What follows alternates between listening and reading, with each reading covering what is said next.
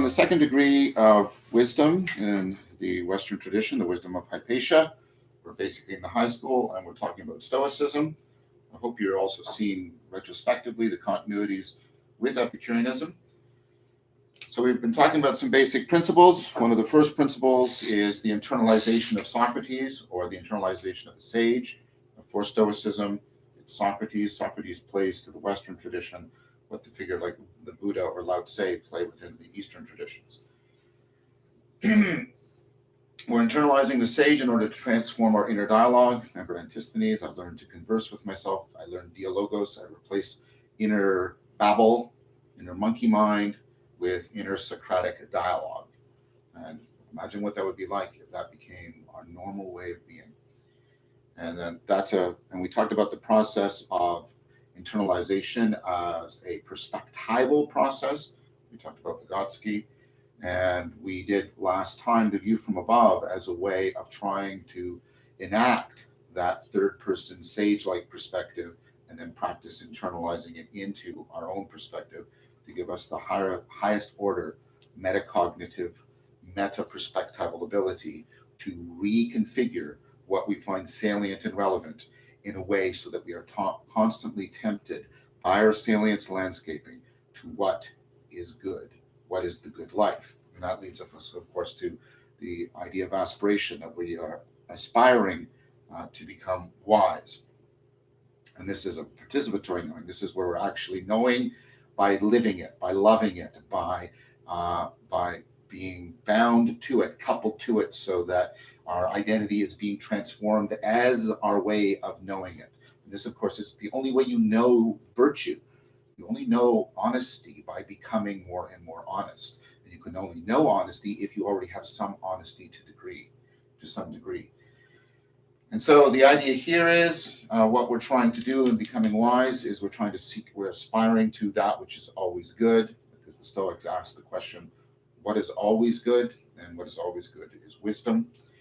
And then it's talked about an idea of wisdom as deeply connected to the virtue. Virtue is basically the beauty of wisdom. Virtue is how you appropriately discern what is most relevant and important in this situation in a way that most reliably affords you moving towards the good life. And so there's deep connections, and this is very intrinsic to Stoicism, between wisdom and rationality, where rationality doesn't just mean what we now think of it as sort of formal logic, being more logical, avoiding inconsistency. Logic, that's why I often use the term for this, the Stoic psychologic. It has much more to do with comprehensively overcoming self-deception. So what we're actually after is a kind of self-transcending rationality, a rationality that affords us to become more rational, because, and this is of course, you'll see where this will end up. This will end up in the Platonic ascent out of the cave, the idea that as I become less self-deceived, I come to realize the real patterns that thereby help me to become less self-deceived, and so on and so forth. So when we're talking about wisdom, we're talking about that we get better at judging what is real. So for the Stoics, the core of rationality is not argumentation, it's judgment. It has to do with our ability to judge what is real, our ability to desire what is good, and our ability to move towards, to orient, to identify with that which is most in our control. And what's most in our control, of course, is the capacity by which we make meaning. So the training of rationality. So before I get into this, and we're going to learn for today the Dharma, I want to address a series of questions that came up last time in connection with the term I used. I made a distinction. It's a distinction that the Stoics make between emotion, which is to be in motion, by the way, to move out, emote, right? And passion, and they compared this to walking down a hill, and this is running down a hill where you lose control. And then some of you, for example, I think Mark made a very very well written comment about it exists, because but aren't most things done with passion? That things people don't acquire, don't achieve great things. I didn't meant to say acquire. Achieve great things unless there's passion. So what the problem we're facing with that is we're facing anachronistic equivocation, where equivocation is two different meanings of the same term. An anachronism is to not pay attention to historical context. So let's pay attention first of all go back in the history of this word, and it's deeply related to this word, passive. Passion is the opposite of action. When you're passive, you're not engaging, you're not acting. The Stoic term that's being used here is pathe. It's where we get our term pathetic from. So what the Stoics mean by passion is when we become pathetic because we are completely passive in the face of our arousal and our affective state. It has run away with us, and that's the metaphor of running down the hill. Now, what's really interesting is we have taken this term and we've made to be strongly motivated and in terms of strongly committed. So motivated, not just I have the impulse, but I'm actually committing myself, which of course is the opposite of being passive, strongly committed. It's the opposite of being passive. It's the opposite of being pathetic. We hear this term and we hear it as sort of, heroism. Now, what the Stoics would say to that idea of how that term has gotten so far away from its original meaning, like the meaning of the word Stoic, like the meaning of the word cynic, is that it reflects a kind of confusion that, and this is what modern Stoics say, that's prevalent in our culture, where we tend to confuse, and we've talked about this before when we talked about the Epicureans, we tend to confuse intensity with commitment. That the only thing that makes us committed to things is the experience of intense feeling. And what the Stoics would say to that is, no, what you actually need for commitment is, because feelings are actually not long-standing, and feelings vacillate, and feelings contradict themselves. One moment you're feeling, and then the next moment you're feeling this, and feelings don't last. What they say is, what they would ask you, what actually keeps people in long-term commitment? It's a very good question. I mean, this is a question. So let's compare the intensity of infatuation with the commitment of love. If you were to try and keep committed to your partner through always, trying to rely on the intensity of infatuation, and of course people do this, we call them infatuation junkies, and that picks up on something that Mark was saying. He was trying to think about this more in terms of addiction. But if the infatuation junkie is somebody who, once the infatuation fades, as it inevitably does, because that is the nature of feeling, the relationship ends.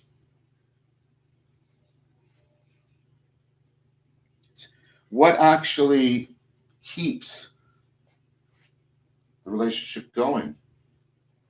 A relationship of love. Well, it's commitment. It's commitment. And what is it in a person that keeps them committed? Well, think of the things you say. Well, they're honest. They listen. They communicate. They're sincere. They're willing to adapt and adjust. They bind their sense of who they are to the other person. Notice we're not talking about feelings now. What are we talking about? We're talking about what the Stoics talked about. We're talking about virtue. What's the original meaning of virtue? Well, think about virtual reality, shaping of possibility. Virtue actually means power. That's why we have phrases like "in virtue of." Right? So virtue actually means a power. It means a power to commit reliably to what is good. A power to commit reliably to what is good. And so for Aristotle, what you do is you build up things that empower us at long term, habits and skills, and then you have them directed towards what is considered by you in your most rational states, the good, the true, the good, and the beautiful. So perhaps a better way of thinking about it is to say the Stoics are engaged in the psychology of trying to examine what actually keeps us committed long term to the good, and that is not typically feeling, that is typically virtue.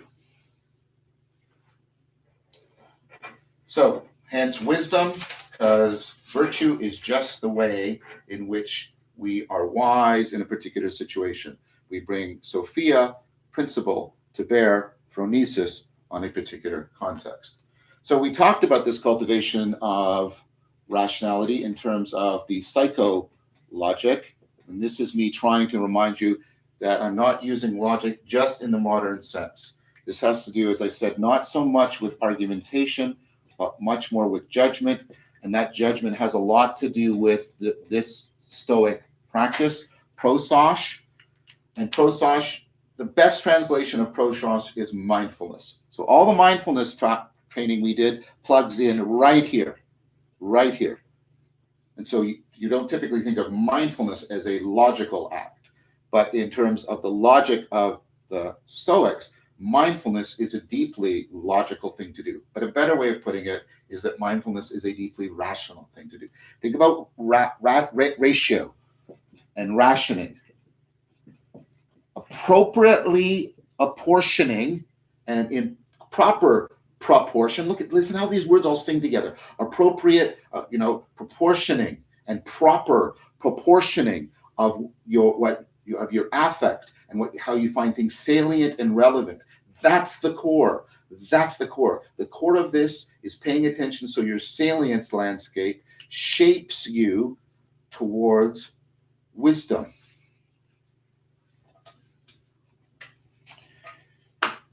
So there's a triangle here, and then there is ethics, which doesn't mean what we've reduced it to, which is following Kant, a very legal notion of what's our duties and what are the rules that we have a duty towards.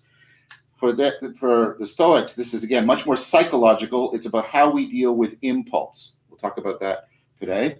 And then over here we have physics, and physics it's not the same as modern physics. What we're doing here is learning to discipline desire. So this is learning to see things as they are, independent from the projections of our desire. Now, of course, modern physics tries to do that too. It tries to get us to see things objectively, see the thing in terms of just the properties that belong to the object, not things that we project on it in terms of our values or our desires or our hopes. And so that's the connection. Here we're trying to see things independent of our projections. We're trying to withdraw our projections. Here we're trying to deal with that aspect of ourself that is not in our control, the impulsive aspect. Okay.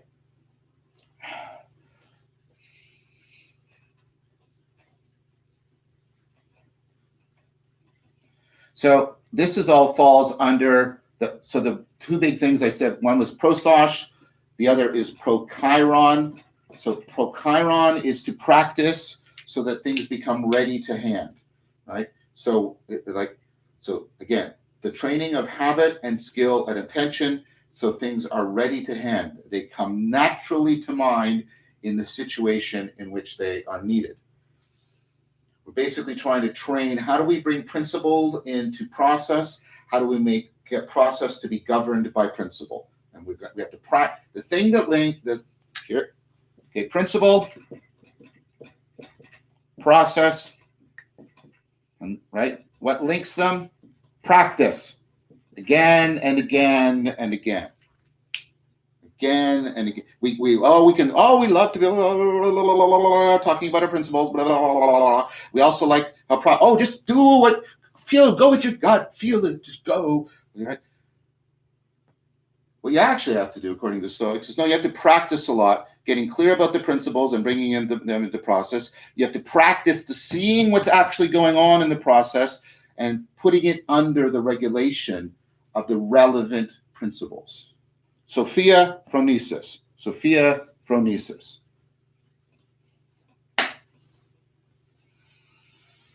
So so two books that we're most relying on right now. As you know, there's this book, the one we're going through, the Wisdom of Hypatia. And then I'm especially making use of this beautiful little gem of a book by Vervaeke, Stoic Spiritual Exercises. Both books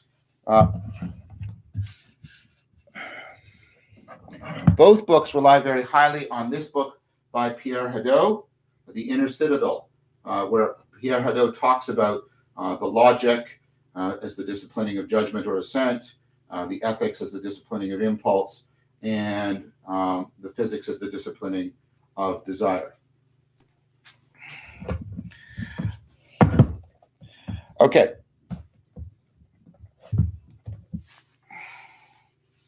So Vervaeke gives some advice to further refine the practice of maximization that we got from the Epicureans, the creation of maxims, and trying and repeating them and sort of making them permeate our lives until they come readily to hand. But she actually proposes a practice that I would, using a term from cognitive science, involves deep learning. So what she proposes you do is you read many different instances of the principle. Like Marcus Aurelius repeats it, the principle, Epictetus repeats it, Seneca repeats it, right? And read many different, and then you come up with your own, right, maxim. So this is a compression. You try and draw from all of them what you think is most central about them, compress to what is central. And then she recommends, then practice you from this, not from here, but from yours. Create variations on it. Create variations. Rewrite it. Play with it. Keep reworking it. Get involved in a process of continually rewriting, continually recreating the principle. This actually will help you to remember it very, very deeply. The way we get neural networks, the artificial intelligence that's so powerful today, is we actually have them cycle through this. They take the data and they compress it, and then they do variation on it. They interact with the world, then they compress it, and they just keep cycling. And that's how you come to learn something very, very deeply. So what she's proposing, this is my interpretation, this is my way of bringing some cog-sci into it, is she's proposing that don't just write the maximizations, put them through a process of continual deep learning. Keep reading and compressing, and then creating variations, and then recompress from there, and keep refining it and recreating it. By the way, this is the process that makes you learn something, hence the name, learn something very deeply and make it very ready to hand and actually internalize it so it starts to become the very process by which you're seeing the world. It becomes the lens through which you see the world. Okay. So you can put that, of course, into relationship to what a practice we've already talked about, the self-examination at the end of the day when you're journaling.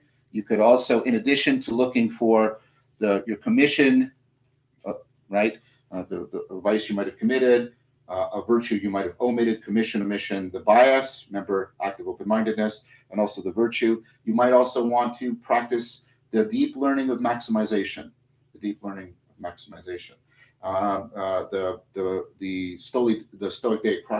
Stoic daily reading book that I recommended to you by, was it Ryan Holiday? Is that right?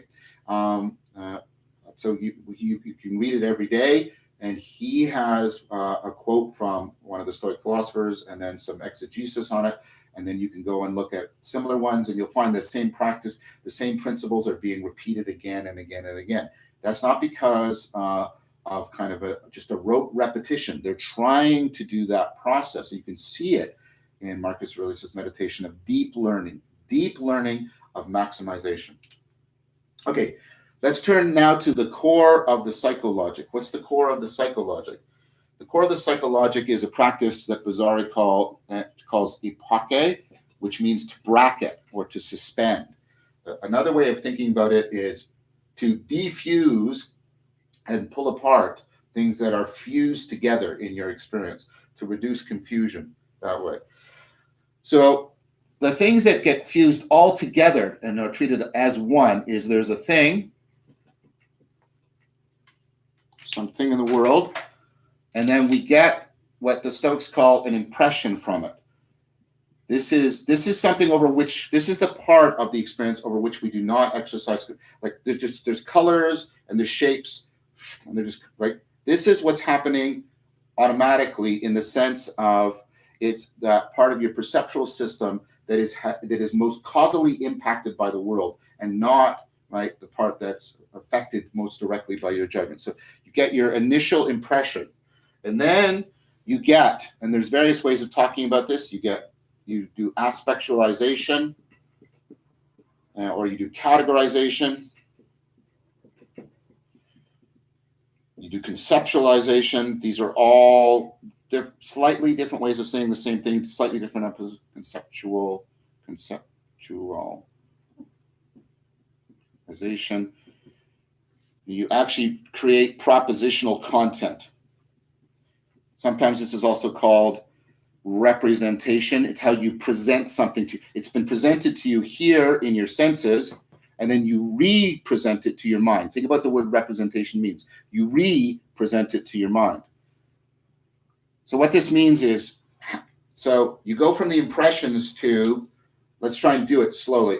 So here's an impression, and then I start seeing it as a marker. And I categorize it as a marker that I can use. And notice how now I'm going in, it's an it, and I'm going into the having mode right away. And now I start to conceptualize it, things I can do with markers, and then I make some kind of propositional assertion about it. This is a good marker, or this marker is not so good because it's running out of ink. I start to make a judgment about it. Now, like I said, when all of this is happening unconsciously, automatically, and reactively, mindlessly, then of course we are fettered to the world by all of this confusion. So what the Stoics want us to do is they want us to introduce judgment here. And I want to use the Greek word for judgment because I think it's really helpful. Crisis. That's the Greek word for judgment. You go, crisis? Crisis is a bad thing. Well, think about what we mean by a crisis. We mean things are being called, everything that we thought was stable and secure, that's just the way it is actually being called into question. Things are unraveling. The structures are coming apart. They're unraveling. And there's an opportunity for real change. There's a critical moment. Crisis, critical, cutting across. These are all related ideas. What we're doing is trying to afford the unraveling, the coming apart, the calling into question of this structure, this fusion, so that we afford the possibility of seeing things differently. We afford the possibility of real insight, where we shift the aspect. We come to a new category. We see new possibilities for how we can talk about it, think about it, reflect on it. So this is actually ultimately about trying to generate insight. Cognitive flexibility.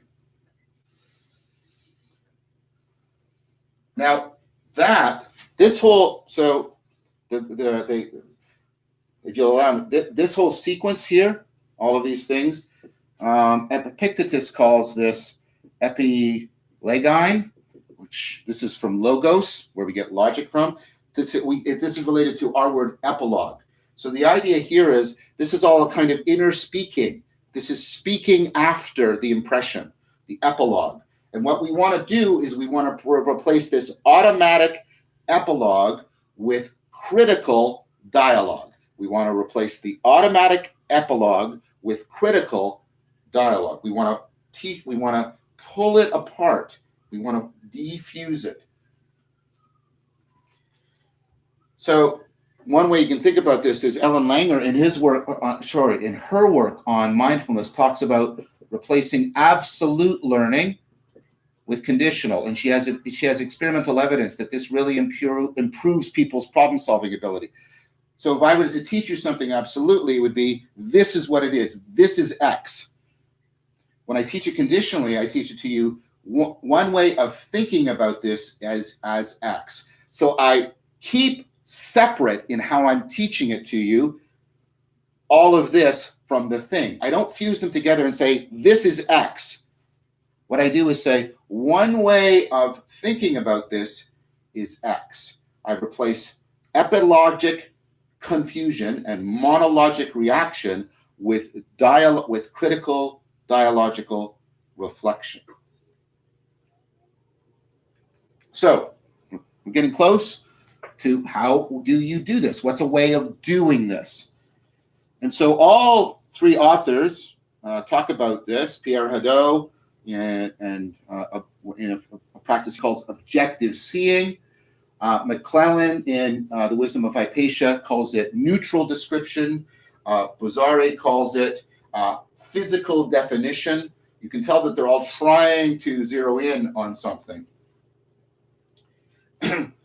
And this has to go back to this notion of Hypatia, which is suspending judgment. By the way, and this is a valuable and hopefully useful connection. This is a central practice within the philosophical tradition known as phenomenology, where you try to, phenomena, how things are shining, how they're appearing to us. And you try to get a very rigorous awareness of how things are appearing to you. And Husserl, who invented it, actually invented this process called Hypatia. And if you want to get good at that, there's an excellent, really highly recommended book called Experimental Phenomenology by Diane Eide, where he takes you through a whole bunch of exercises. What's valuable about this is it first of all teaches you how to do this kind of seeing or description that we're talking about. It's actually how to do it, right? And then what's also valuable is that allows you to make links potentially between Stoic philosophy and continental philosophy. People talking about the meaning crisis, people like Husserl and Heidegger, etc. So highly recommended. So what do we do with physical definition?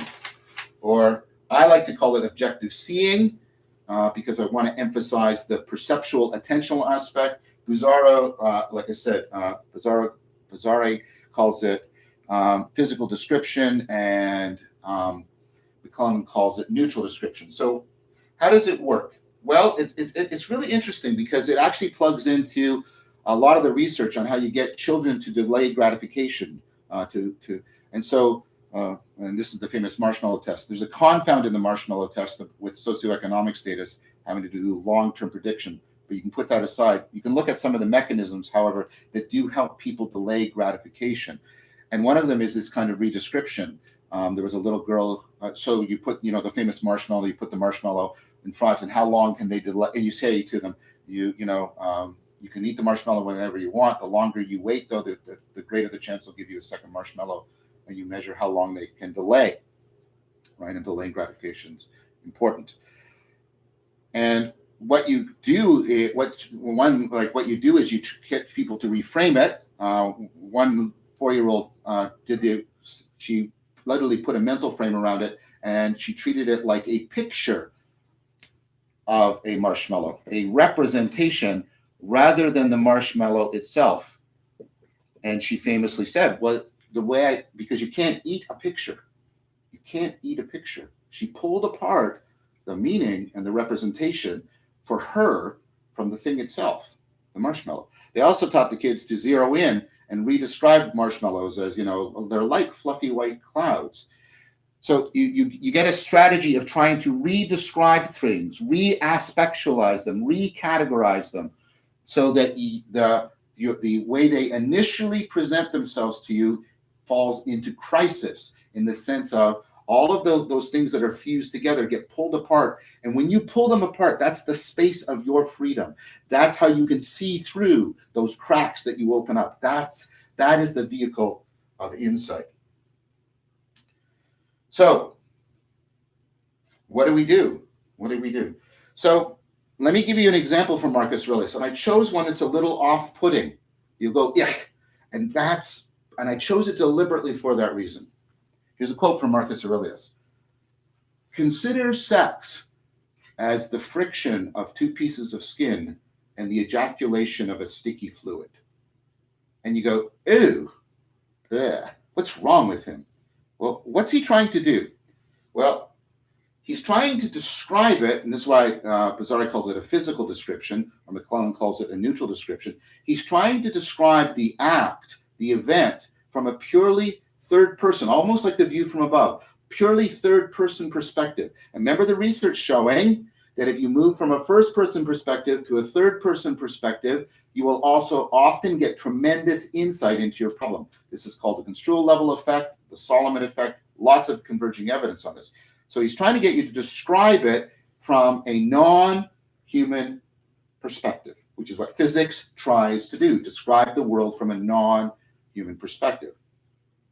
You're trying to strip it down to its essence, the properties it would have even if there were no human beings there. Now, obviously, there has to be the human beings having sex, but you know what I'm trying to, what I mean here, as if there were no human beings there.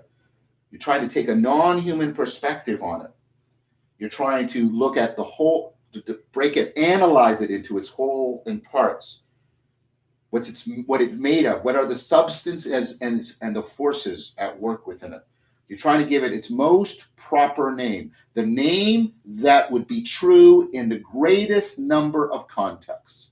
That description that Marcus Aurelius made will be the case no matter what kind of sex is happening, from the most horrible to the most loving. And you go, okay, I get it. Why am I doing that? Because that is the practice by which you train judgment, by which you withdraw projection. Because when you do that, when you're doing the what you're doing is you're realizing that all of the beauty has to do with what you're projecting into the situation. And what that tells you is that maybe it's not the sex that is so valuable, the sex per se, but all of that machinery by which meaning is being made. But maybe that, in fact, maybe that machinery could happen more consciously, more mindfully. And this, of course, is central to the whole tradition of tantric sex, in which you realize, wait, what's important isn't the physical act, right? What's important is all of this that's built around it. And I go from an absolute confused meaning to a conditional, insightful meaning of the event.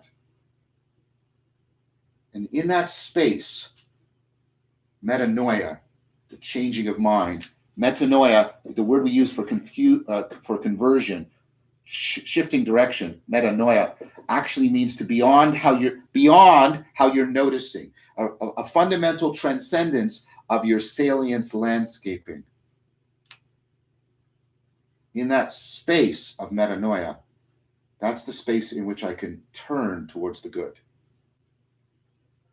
I can aspire to wisdom and virtue. So you can do objective seeing, neutral description, physical description throughout your day. You can actually also do it as, at the end of a studied practice. You can open your eyes and look at an object that you have a strong relationship to. Now, sometimes some Stoics recommend start with objects that are actually you're almost neutral towards, because it's easier to give a neutral description of them. and then go by degrees, like progressive desensitization, to redescribing things that are less neutral to you, but in an increasingly, like you'll sense it as an increasingly more neutral fashion. And by that progressive movement, you will learn to be more critical in your judgment, and you'll be thereby training your psychologic. So what we're going to continue to do is we're going to take a look at each one of these, right? The logic, the physics, and the ethics, and look about the particular spiritual exercises you can do for each one of these as a way of training your rationality, cultivating virtue, and aspiring to wisdom. Okay, so good. So we're doing Stoicism, and we're following through McClellan, and I'm supplementing that with some excellent work from Bazar's book on Stoic spiritual exercises. And we'll finish next week with, I think, her very insightful attempt to reconstruct some Stoic meditative practices. But let's finish some of the overall orientation of the cultivation of wisdom according to Stoicism. And basically, we're looking at the idea of Stoicism as training in aspirational rationality. Rationality, again, is not just about the use of logic within argumentation. It's much more comprehensive than that. It has to do with the comprehensive endeavor to systematically become aware of and ameliorate self-deception, and to help us aspire to becoming more virtuous, where we understand virtue as the beauty of wisdom. Virtue is how we are wise in any particular situation. And the idea here is that is something that's going to awaken us to the process of co-identification, which is at the center of Stoicism, and alleviate modal confusion. And it is also going to be the process by which we can bring about the changes in our cognition that are needed to ameliorate the ways we suffer from how we set our heart on things.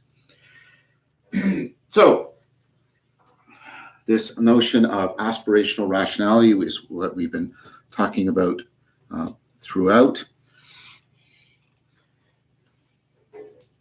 And we reviewed some of the core ideas of Stoicism and some of the basic practices. There, that's a better way of putting it. And we've talked about how there's basically three aspects to it. Now, traditionally it's called the logic, the ethics, and the physics, but I like to call it the psychologic, because again, it's not just about the logical control of argumentation. It's about the reflective control of attention. In fact, control isn't even the right word. I like Hadot's work, the reflective disciplining of attention, the disciplining of assent, the disciplining of action. So these are the things we're actually disciplining. And then along the way, we will discipline argumentation. We talked about this last time, about the idea of crisis, that's a K, into the process of epilogine. So we're trying to bring in judgment, a critical change. Remember that this means the destabilization, but also opportunity. So all the meanings, if you can combine our current meanings of crisis and judgment and opportunity, that's what's actually being carried in this word. And we're trying to introduce this into the epilogine. So remember, we get these impressions and we have no control over them. They're just part of the nature and the outcome of the machinery of our perceptual processing, our unconscious processing, and it just gives us impressions. But what we can intervene on, what we can introduce crisis in the ancient sense into, is all of the epilogine, all of the ways in which we're doing something analogous to talking to ourselves.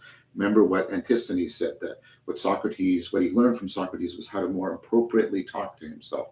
This was the Stoic interpretation of this. You internalize Socrates, which is a perspectival and participatory transformation. It's something aspirational, in order to learn how to properly become aware of and manage this. And so the point about this, of course, is to get to the possibility of epoche, which I mentioned is also a central practice within phenomenology coming out of Husserl. He uses that term explicitly, by the way, and I recommended Don Idey's book on experimental phenomenology to give you, if you want to deepen your understanding and practice of this. This is the idea of bracketing the impressions, and what we're doing is we're withholding of sort of immediate assent and assertion.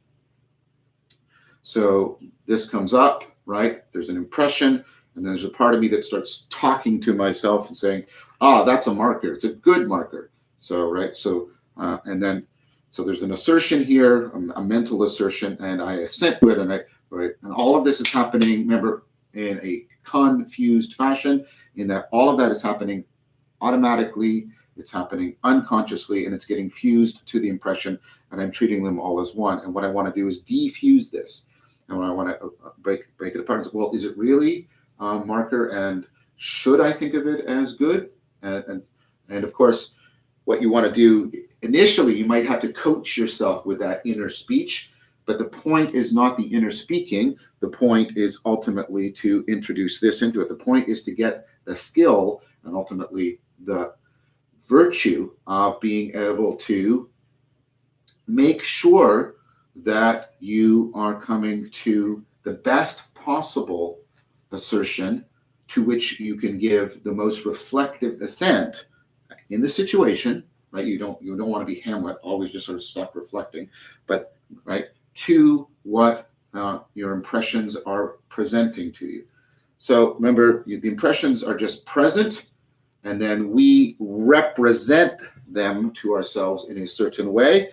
And it's exactly in that moment when we go from the impression to representation that we want to intervene. We want to develop crisis, judgment, opportunity, destabilization, defusing, so that we can engage in epoche. And so we've been talking about that. And we then moved into the beginning of the talk around the discussion of what the Stoics meant about physics, or what I want to call psychophysics, because again and again and again, I want to emphasize it's about how we are making sense of things. So it's unlike modern physics, where we're just trying to, concentrate on the sense made. We're trying to get the best possible interpretation of the world. That's right. So that process is always going on, either explicitly in scientific physics or implicitly as we move around the world. But what the Stoics want us to focus on is we want to learn the best science we can here, but we want to pay attention to the way we have internalized that and to what degree we have internalized it well in our interpretive judgments. So this is typically known as, this is the training of desire. This is, and what that means is, the sets of wants and needs and drives and motivations that emerge from how we deem the world to be. So there's a lot of things there that we're engaged in order to train desire. We talked last time about what I was taught to call objective seeing, what McLennan calls physical description, what Bozzari calls, Bozzari calls physical description, but McLennan calls neutral description. And so the idea here is when I am confronting some situation, what's typically happening is I'm investing it, or to use more modern language, I'm projecting into it all kinds of meanings and values that insofar as I'm desiring the object. Now remember, desire is meant here broadly. It means both how I'm desiring the object, but I may also be desiring the removal of the object, because it could be something painful or unpleasant or unwanted or disagreeable, etc. So what I'm doing in the psychophysics, and especially with the objective seeing, is I'm trying now to withdraw projection. So in the epoche, in the psychologic, I'm trying to withhold assent and assertion. In the psychophysics, I'm trying to withdraw projection. And so what is the most prominent kind of projection that we need to step back and withdraw from? And this comes from, again, the Stoic idea. part of it, of course, is modal confusion, and those are broad themes. But one of the things I've talked about most was we want to withdraw narrative projection.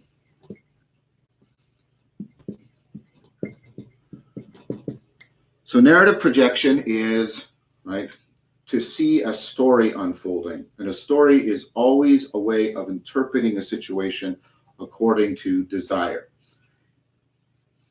And so one of the things, for example, how I try to practice this, and it's a challenging practice for me, but it's a very good practice, is I'll be in a situation and something will happen, and I'll get angry, and I'll realize, I can't move this. Why are you doing this? And I start to treat as if there's a story here, as if this is an agent, as if it has motives.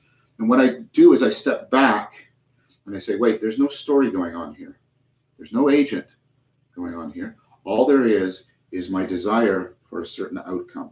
So I withdraw the projection. I let the we say this, but and this Heidegger took this from Meister Eckhart, Gelesen.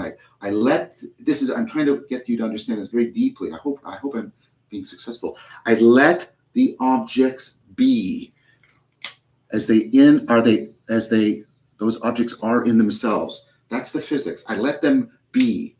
And my practice with objective seeing, right, or physical description or neutral description, I can bring that in and say, no, all it is, here's a certain amount of matter taking up this, and that helps me withdraw narrative projection. And we like narrative a lot. And in fact, when I first present this to people, they get upset and they say, well, no, but we're narrative and myth and story, and all of that is important. And as many of you know, I talk about that at length. But what the Stoics remind us is something that I hope has become clear through a lot of what we've been learning. The processes that make us adaptive are the very processes that subject us to self-deception. Narrative is adaptive. It helps us to extend our sense of time and identity so that we can engage in long-term planning, and we can better understand human motives in situations, and we can better pick up on people's character. This is all valuable stuff, totally valuable. But again, the central lesson, that which makes us adaptive is also that which is, right, the source of our self-deception. And so a lot of the time we are engaging in narrative projection. And so what we want to do is we want to stop and withdraw that and let things be. Physis, that's where we get the word physics. Physis means how things spring out of themselves, how they grow of themselves, how they are self-organized independently of me. And that's important precisely because, right, as I said, we even create entire popular culture forms of entertainment that try and tell us that narrative is in some secret complicity with the fundamental laws of nature. Like you're in a great love story and the universe will work to make sure that the lovers find each other and that the obstacles are overcome. And that is all, it's all wishful bullshit. That's not, we know at some level, but we say, well, it's just entertainment. But the problem is parts of your brain don't distinguish between entertainment and real perception. It is hard for you, if I do the following for you, you're in a room, ask you, imagine doing something. And then I ask you 4 weeks later, did you do that something or did you only imagine doing it? You won't be able to tell the difference. Okay? So it's very, very important to try and as much as possible practice the psychophysics. Objective seeing helps us to do this, of withdrawing projection. We also did the view from above. And the view from above gets you to withdraw from the first person perspective. So you're withholding, right? You're withholding assent and assertion in this psychologic. And in the psychophysics, one thing you're doing is you're withdrawing, right? You're withdrawing projections. And another one is you're withdrawing from the first person perspective in the view from above, because that affords you taking a more comprehensive perspective so that you can do something analogous to internalizing the sage. So There are other practices for the psychophysics. One that is recommended. It's not clear how you do it, but it's analogous to some of the Buddhist practices.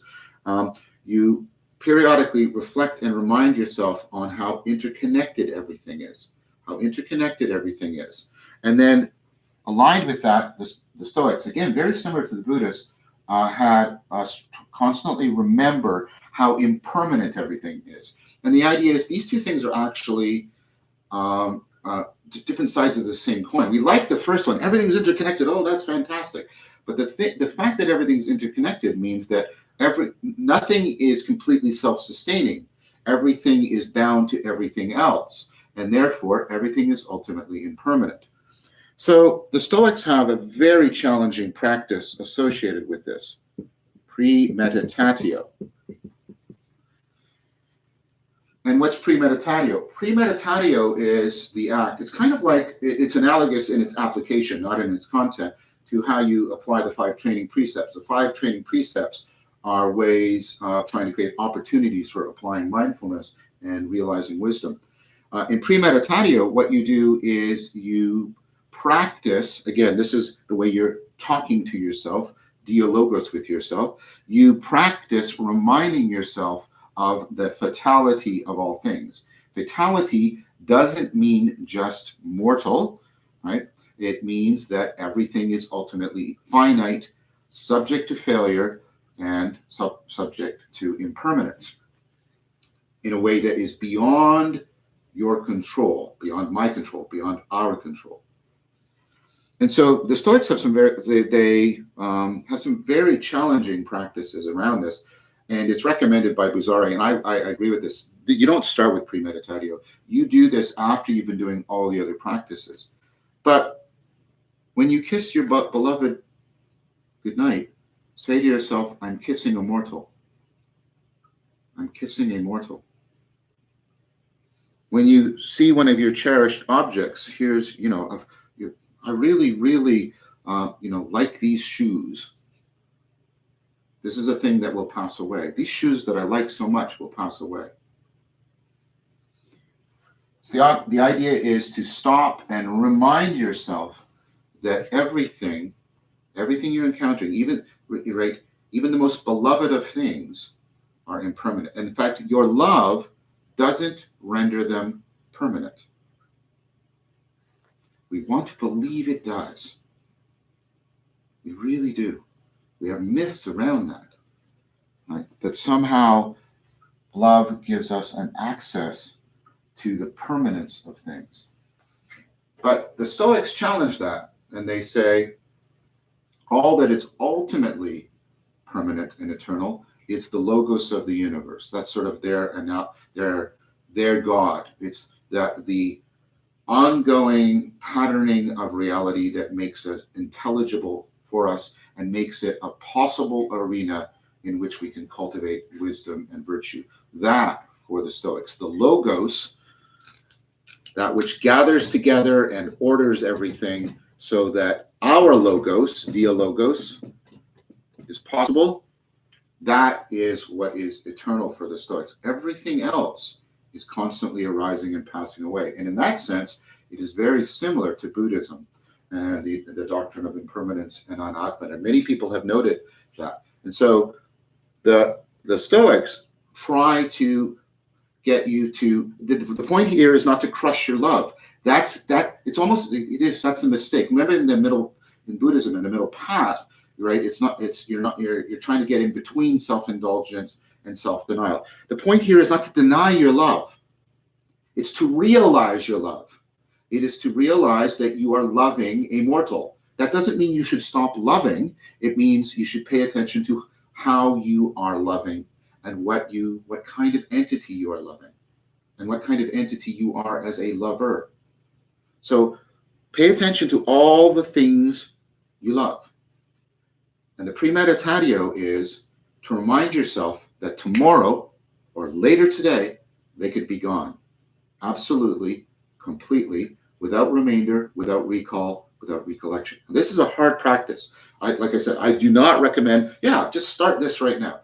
I think you should be doing I think you should have done a lot of meditation, a lot of contemplation, both the seated and moving exercises.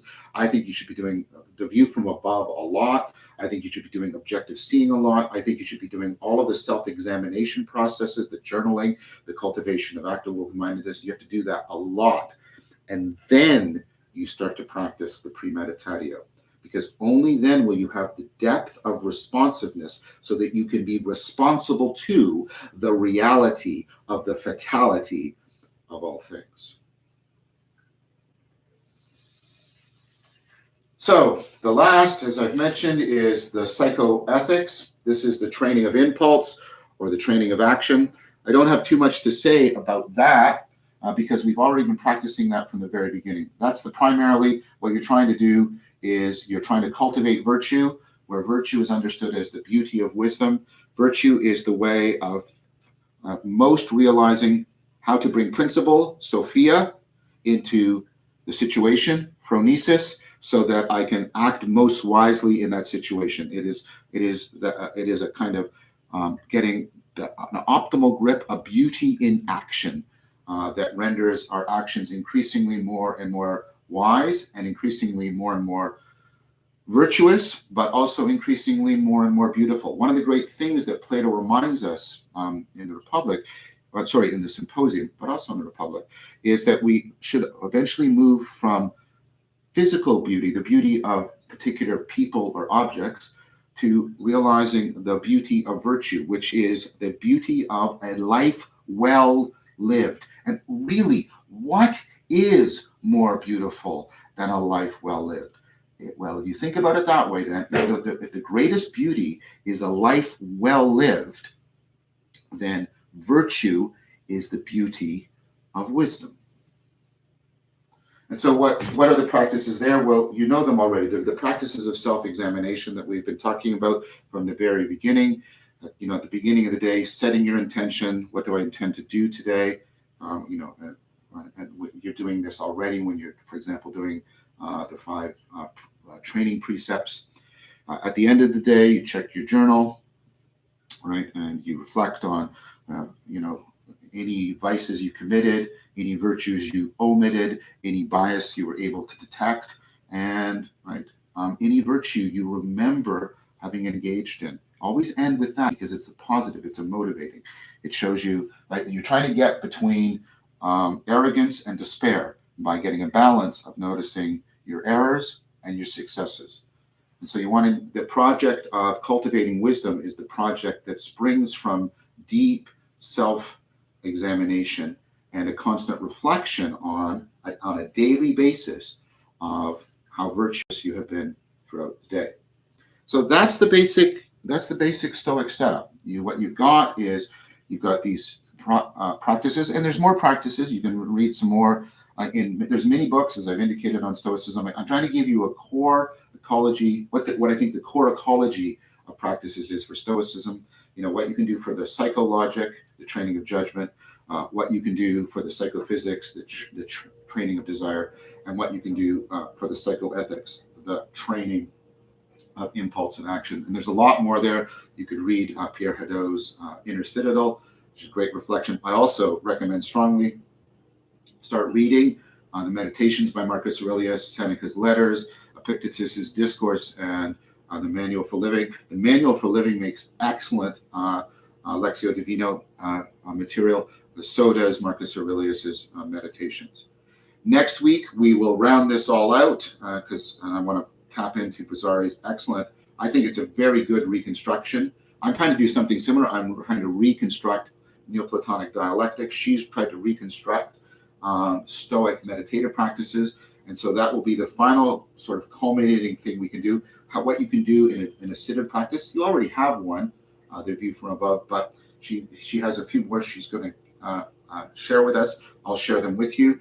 And then we will then be on the doorstep of Neoplatonism. We'll be on the doorstep. We'll be ready to graduate into the University of Neoplatonism.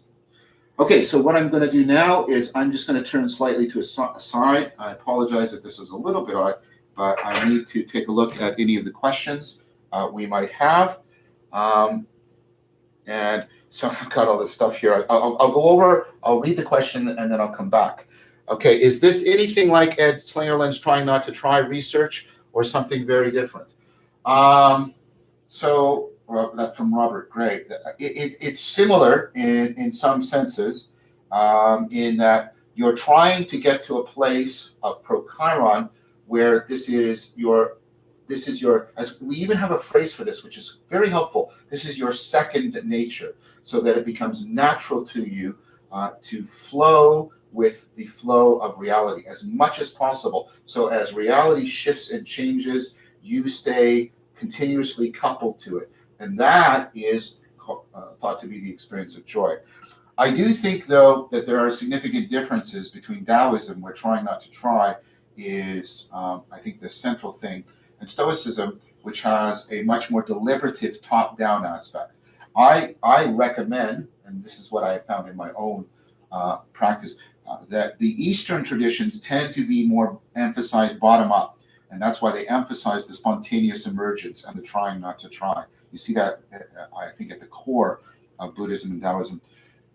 The Western traditions are much more top-down and deliberative, and they're much more disciplined in the sense. And remember that discipline originally means following. It doesn't mean punishing. It means following and learning. It doesn't mean punishing. They're disciplining. They're top-down disciplining. And given what I know as a cognitive scientist, I think it's very clear you need both the bottom-up Buddhist and Taoist strategies. That's why I've been teaching them to you. But you need the top-down Epicurean, Stoic, and Neo-Platonic strategies. The interesting thing about the Neoplatonism, as we'll see, is that what it basically does is it sort of takes the top-down to its limit so that it flips and inverts to being completely bottom-up. And in many ways, many people have noted this, D.T. Suzuki and others, the deep similarities between Neoplatonism and Buddhism, for example. Vita Perez is asking, what is the name of the Stoic meditation authors he's referred to? Here, I'll bring the book out and say it again.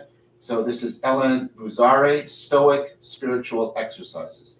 Ellen Buzare, Stoic Spiritual Exercises. Oops, I think I hit the camera. I hope that's okay. There's a question from the Tricer or the Tricker.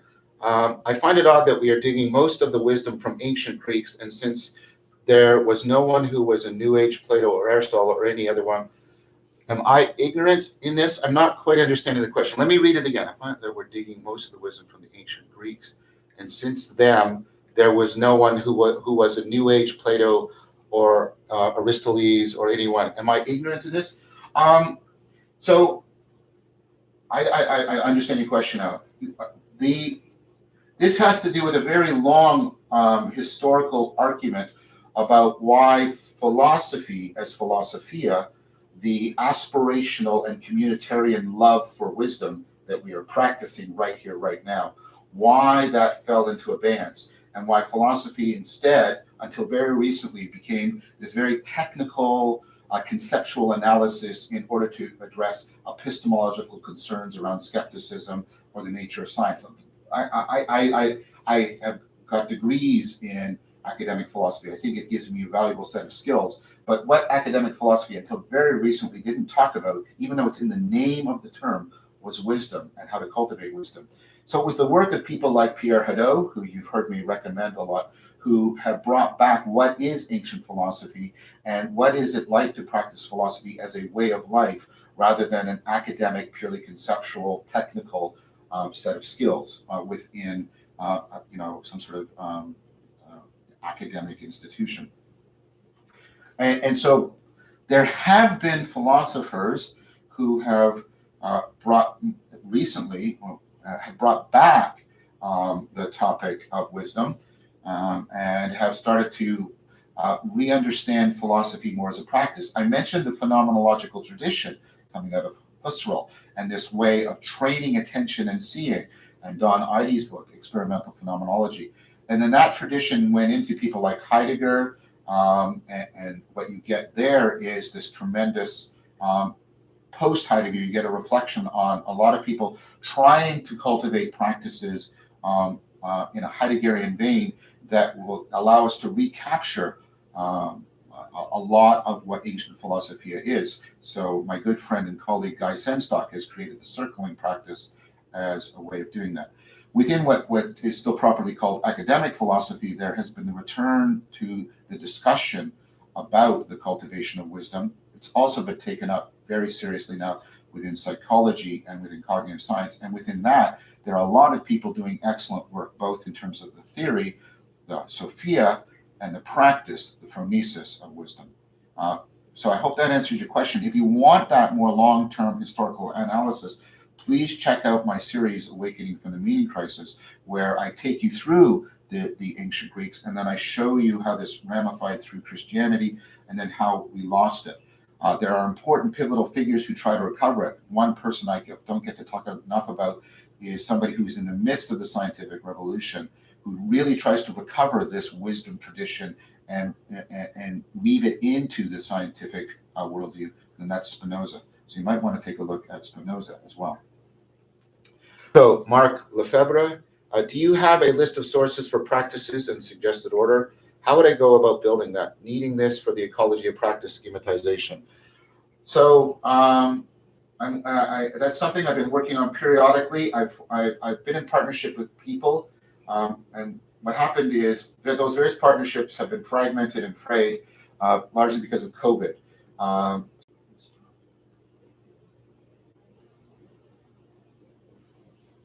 It's not stopping it here. They're saying it stopped it, and then mine's also stopped.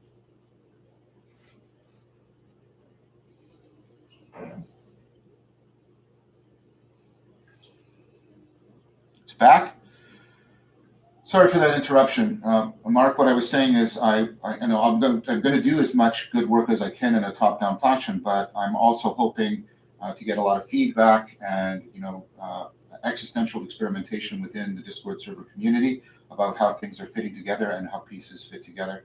Hopefully, with really good and cooperative philia within distributed cognition, we can come up with a very good answer to that very central question. Like I said, I'm doing some work on it. There's going to be some publication on it soon, but there's much more that needs to be done. I also recommend we take a look as a community at Zach Stein's really important work on the needed transformation in education. It's called Education in a Time Between Two Worlds. And some of the videos, discussions I've had with Zach, especially as curated by Andrew Sweeney, might be valuable in that project. Okay, so we have a question from Random Name. What specific parts of Spinoza do you recommend? Also, have you looked into the use of peptides or cognitive enhancer? I recommend the ethics. Actually, I recommend getting the completed works. I recommend going through the ethics, reading a proposition and a proof on a daily basis. I've done that a couple times. There's a couple of excellent books. I'm actually going to go off camera for a sec because I want to get those books. I hadn't prepared this, so please just give me a sec.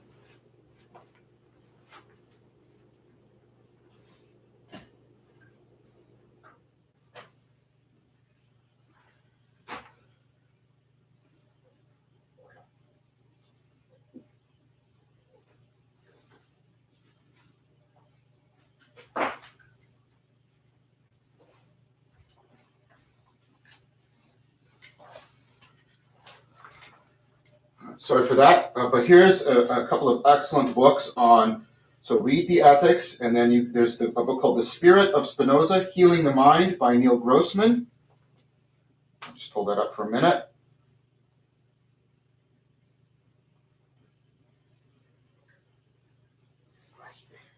And then this is interesting, especially when we talked about the premeditatio today, but you have to get into Spinoza to understand how he's actually arguing for a form of Stoicism and Neoplatonism. But the next book is Think Least of Death, Spinoza on How to Live and How to Die by Steve Nadler.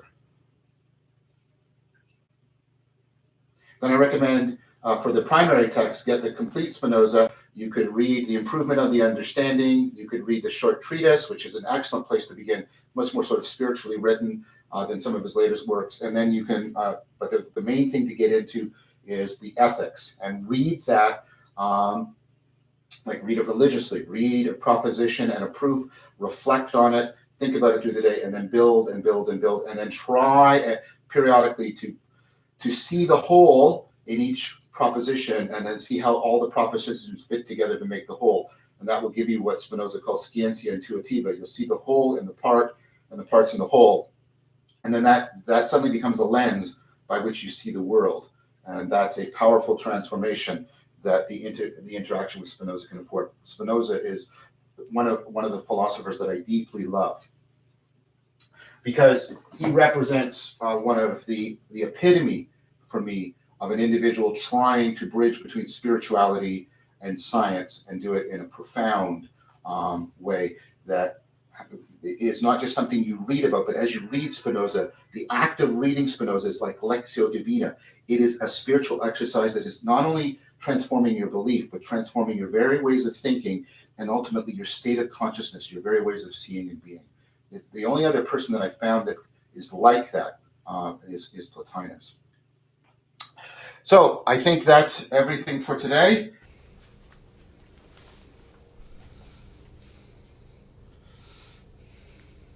So we are finishing up with Stoicism, and I want to remind you of where we've been, and I want to give you a bit of the pedagogical structure that we've come through.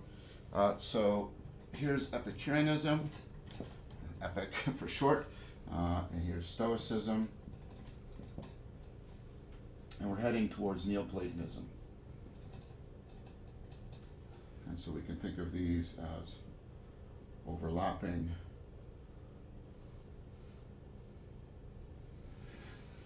And we can think of the core practices within Epicureanism. We can think of, like inside here is the pleasure diet. We talked about structuring your pleasures. And then we talked about disciplining the imagination, practices for stopping the imagination from terrifying us. And then there's a savoring practice. And then in here, there's an overlapping practice, which is the philosophical fellowship practice, the philosophical contemplative companionship. But I've started calling it the philosophical fellowship practice. Ran Lav emailed me. He's fine with that. He and I are going to talk, so that's very cool. Of course, in Stoicism, we have self-examination, cultivation of virtue. We have active open-mindedness. We have the view from above. We have objective seeing. We have the premeditatio. Now we're going to do a practice that is going to be, that bridges between, overlaps with Neo-Platonism. And this is what Vervaeke calls Stoic meditation. I think a better way of putting it, because it involves both meditative and contemplative, I want to call this practice, and I think it's going to be much more helpful to us this way, I want to call this invoking the Logos. Invoking the Logos. And then that will take us into Neo-Platonism proper, where we're going to talk about theoria, theurgia, theologia. Don't be put off by this term if you happen to be a non-theist or an atheist. And then ultimately dialectic into dialogos.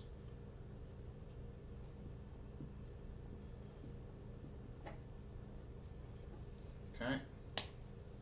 So there's a whole bunch of practices here.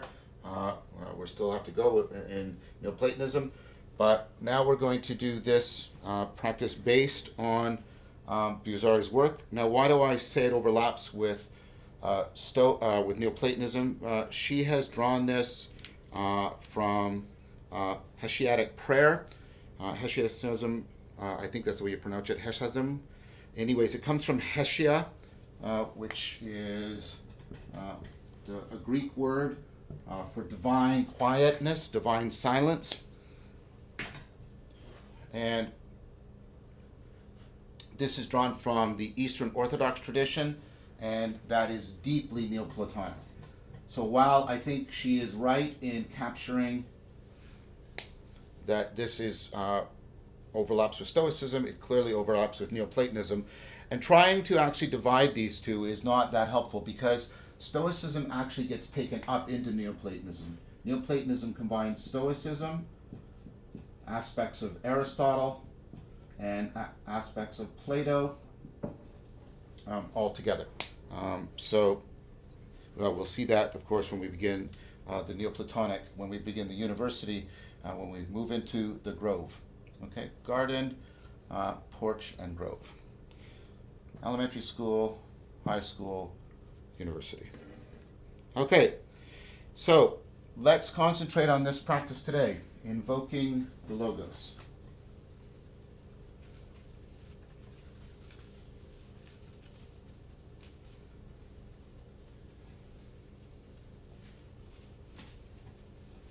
So this notion of Logos is deeply important to the Stoics, and they got the notion from Heraclitus, a pre-Socratic philosopher. And so let's talk about what Logos means. So Logos means a gathering, ordering. Gathering things together, ordering them so that they belong together. Like when you pick a bunch of flowers, you gather them together and then you order them together into a bouquet, or you gather together a group of soldiers and you organize them into a company so that they can fight together. So the Logos is a gathering, ordering principle in process.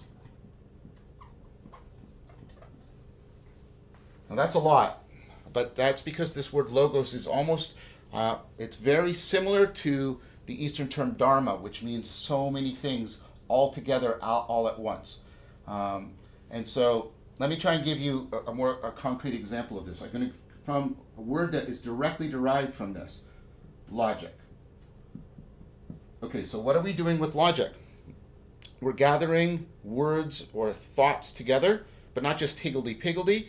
We're gathering them and ordering them into propositions, right? And then what we're doing is we are working according to certain principles, like non-contradiction. And then what we do is that principle is put into practice, or process when we do something like deduction. So let's notice what's going to happen here. I'm going to gather words together so they belong together into sentences, and then I'm going to abide by the principle of non-contradiction in the process of deduction. All men are mortal. Socrates is a man, therefore Socrates is mortal. Right? I gathered and ordered according to principles, and then I put that into process.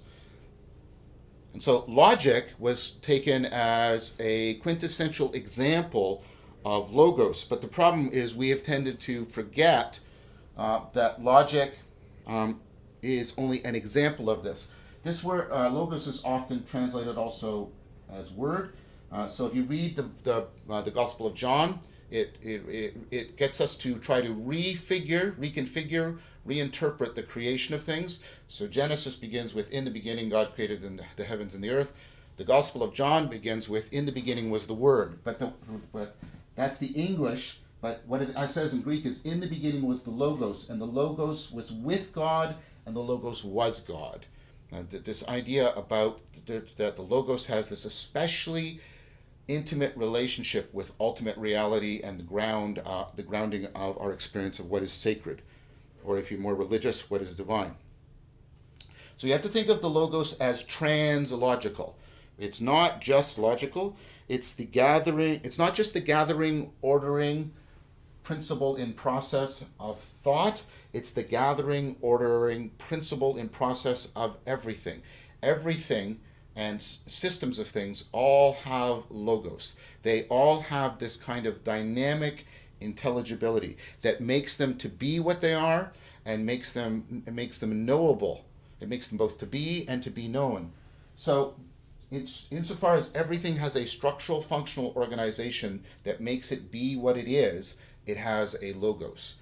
And to know it is precisely to grasp that structural functional organization, to grasp its Logos. That's why we put Logos at the end of all of our studies. Anthropology, right, is anthropos, Logos. Psychology is psyche, logos. Logos of the suke, logos of what it is to be a human being. That's, right, if you gather all of these threads back together, you can reweave the tapestry of what logos is and what it is for the Stoics.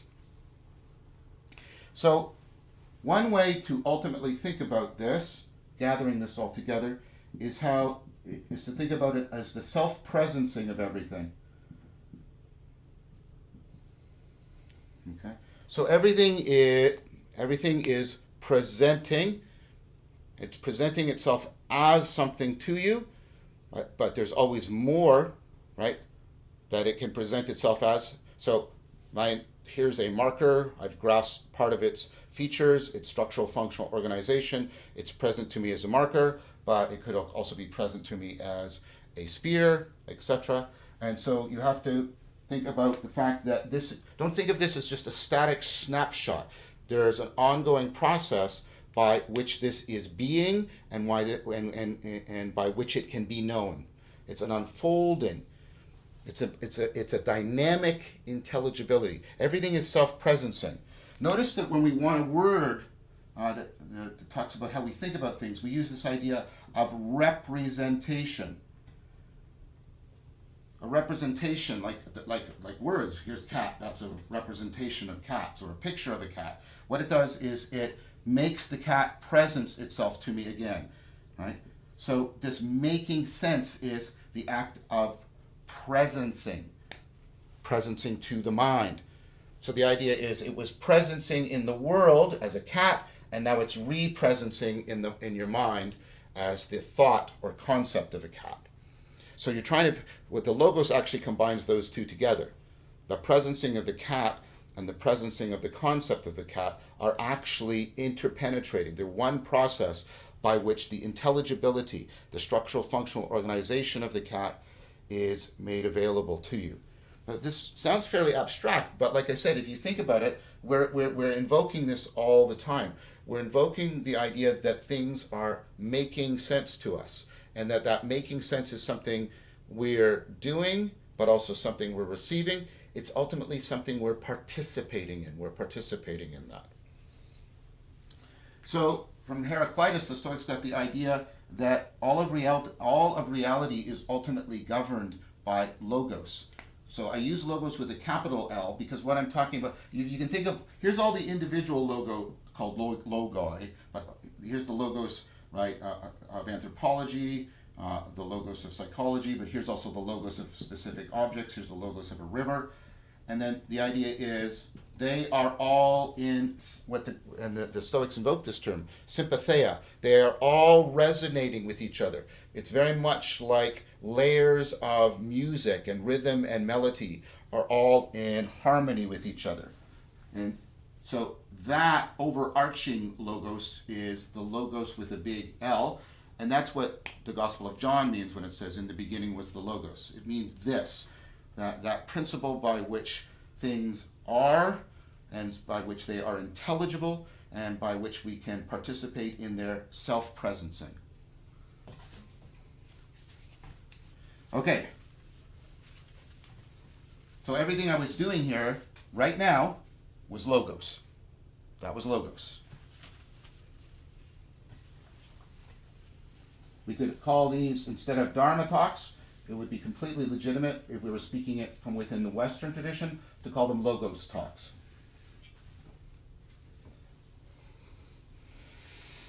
Okay, now what about this notion of invocation? It comes up, of course, in philosophical fellowship. This notion of invocation. Okay, well, first of all, when we're making use of invocation, what's it doing in us? It should be provoking insight, and it should be evoking a sense of emergence. Something new is being realized by us.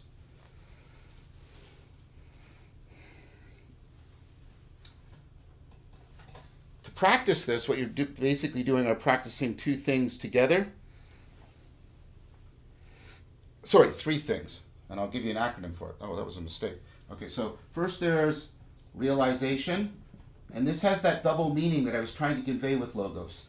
It's Janus-faced. It means making sense to me and realizing, that process of presencing, turn reality into a verb, realizing, self-presencing, but also affording and making possible my realization of its realization. That's the term that is being used here, your realization.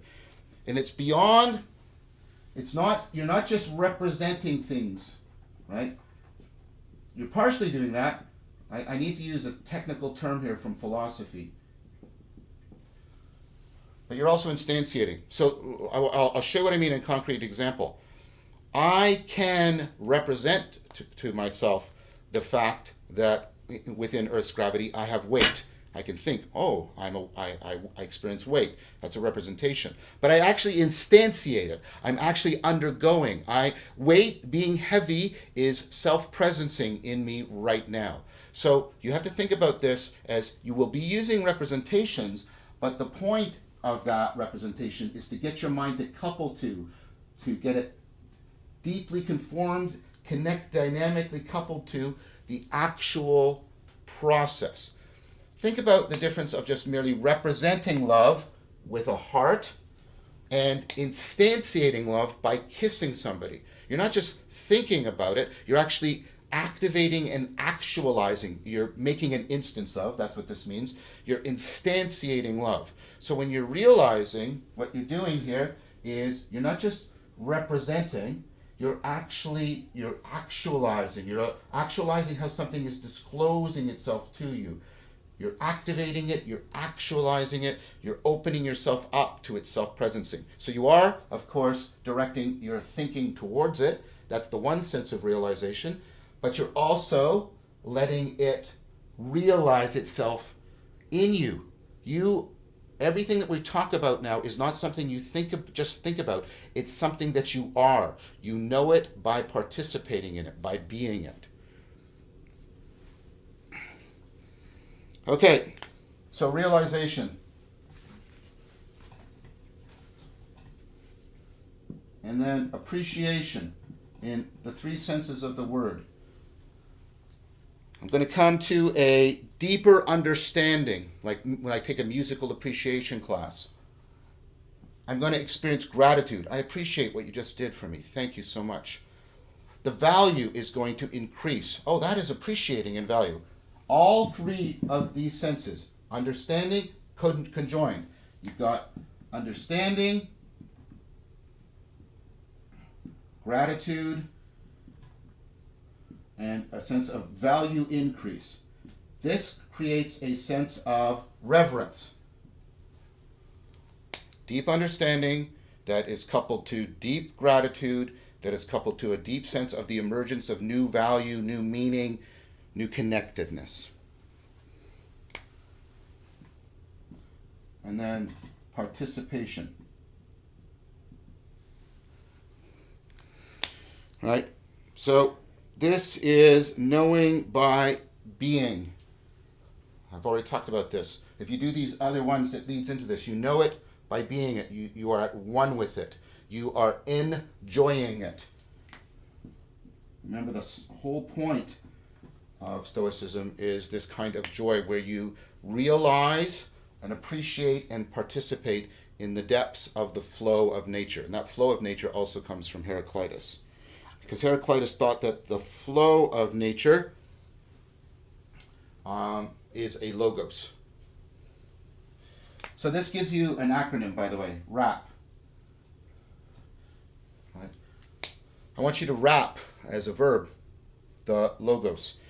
Because rap is this combination of music and speech. Imagine if you take everything in music, everything in speech, and put them together. That's the state you have to be in to invoke the logos. You invoke it the way you invoke music, the way you appreciate it and participate in it. But you're also speaking out. You're making sense. Okay? I'm going to take you through this exercise now.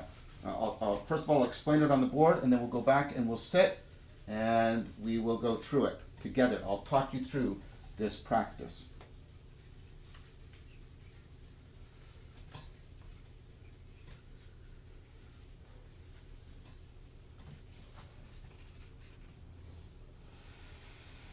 Okay, so let's use what she talks about. Is all right? She says, first, sitting like a mountain.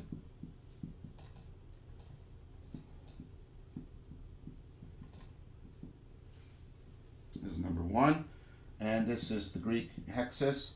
She doesn't translate it for you, which is odd. But this means state or trait or habit. This is you realizing how you inhabit your mind and body. You inhabit your mind and body. And so what you're trying to get here is, what we're going through here is we're going through layers of the logos.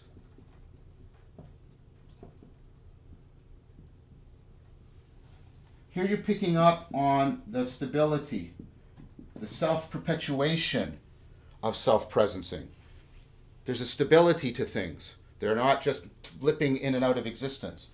There's a stability to them. The stability of self-perpetuation. Think about how logic stabilizes your thoughts. Okay? And then we're going to move to sitting like a poppy. I don't know why poppy in particular, or just like a flower. Okay, so this is the Greek word physis. It's where we get physics from. But physis doesn't mean what we now mean by physical. Physis means, and this is why she's using the flower, physis means blooming forth, springing forth from itself. It has to do more with self-organized emergence. And so what you're picking up now is the vitality of everything. How everything is, there's a logos to it, but that logos is making everything emerge. All the atoms of this are being, gathered together, ordered together, so that this marker emerges. Everything has that kind of vitality to it. The vitality of self-organization. Third one is there's an ascent here, as you can see, sitting like an ocean. Here, what you're trying to pick up on, I think she's a little bit. I wanted to pick. This has to do with hexis. This has to do, as I said, with physis. And this has to do with psyche, where we get the word psyche from. She writes it this way. The Greek is in between our Y and our U, so that's why you see these double writings. Here, what we're talking about is an ocean. Now think about the waves of an ocean, and you've got your waves of your breath to help you, right? And think about prajna. So when you're taking the in-breath, you're the moreness, right? All of the possibilities, all of the relations, and then so the mystery of the moreness, and then it comes into the shining suchness, the particular thing. So this is how everything is self-determining. So we've got how everything is self-perpetuating, hexis, how everything is self-organizing, that vitality of self-organization, and now we have how everything is intelligible because it's self-determining. This is a way of talking about this from the guy, a scholar named Pearl. Look at this word. It's great. So when you're trying to determine what something is, you're trying to make sense of it, figure its order. But when you're determined, you're also setting yourself onto something. And people talk about determinism. That means that everything is ordered in the universe. Everything is a self-determining thing. Everything. Spinoza talked about this as conatus. So everything is self-perpetuating.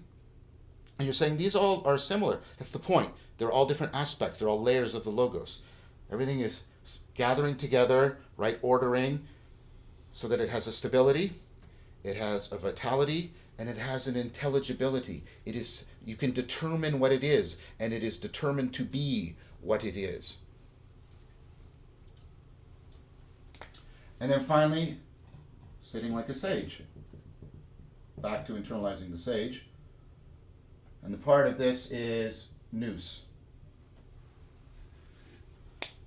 This comes from the Greek word noein, which means to notice, but not through discursive thought. It means to notice, to have an integrative, comprehensive, insight that sizes things up and gets you to put you in contact with their logos. And here, what are we trying to pick up on? Here, we're trying to pick up on how everything has an aspect of self-transcendence to it. Everything is much more than it seems to be, and everything is much more than we think it to be. Notice what we're doing here is we're intensifying the self-presencing. So she says when we're sitting like a mountain, we want to sense the weight of presence, that stability. And then when we're sitting like a poppy, it's like a flower turning towards the sun. We want to sense the energy, the weight of self-presencing, the energy of self-presencing. This is like the music, the rhythm, the measure of self-presencing. And this is the source, sensing the source, ascending, reaching in ineffability towards the source. Because in the beginning, it's not only, right, in the beginning was the Logos, and the Logos was with God, but somehow the Logos also is God towards the source. So this gives us our grounding, right? We're picking up on our grounding. This gives us a sense on how things are emerging. This gives us a sense on how things are ordered, how they're determined. And this gives us a sense of how things are ascending, how they are pointing back to the ineffable, inexhaustible source of it all. All right. So the thing we're going to do now is I'm going to go back. We're going to switch camera again. I'm going to sit, and I'm going to just take you through this practice.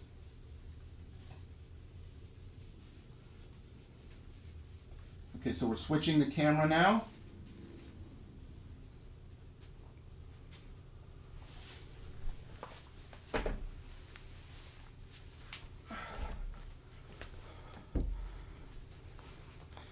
All right, so let's take a moment of silence. I'll try to do this as briefly as you can, but I want you to find your core four. I want you to center, find your center, find your root, find your flow. Very important for this practice. And find your focus. So we'll take a moment of silence, and then I'll basically walk you through the practice. So a couple moments of silence.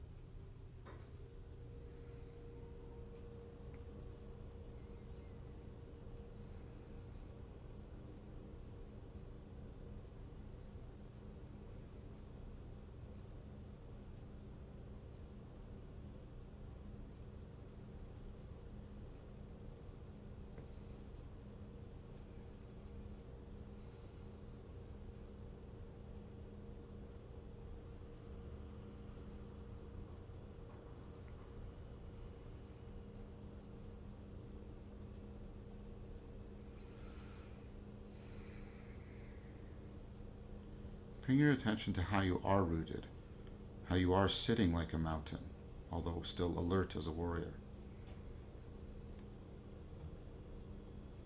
Invoke the stability within you. The way you're inhabiting your mind and body is premised on the fact that there's a stability, a self-perpetuation of your body and your mind that you participate in. You don't make it, you participate in it. Sense that layer of the Logos. The way there's a stability that allows you to inhabit your mind and your body.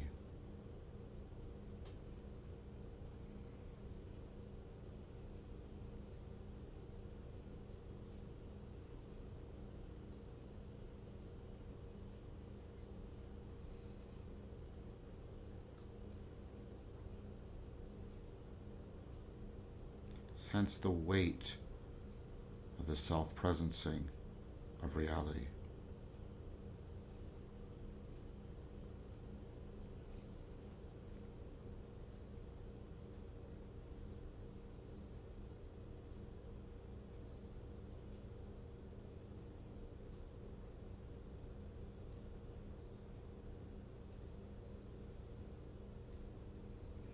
Now sense that also outside of you. Resonate with it. There's a stability to things that allows you to inhabit the world. A stability in the flow. That's the logos. That's the logos without. And it corresponds and is at one with the logos within.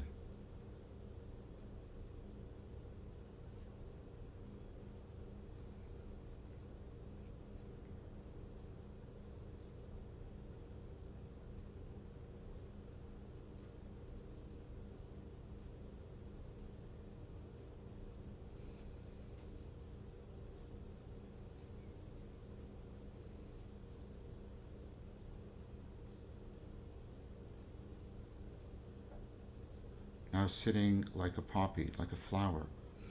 Feel the vitality within you, the life within you, this self-organizing flow of life, that vitality, the energy of self-presencing, the energy of the logos.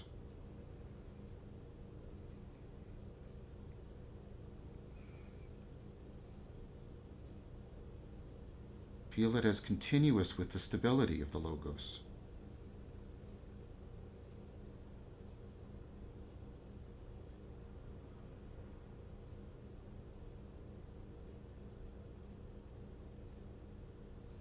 Now sense that vitality outside of you.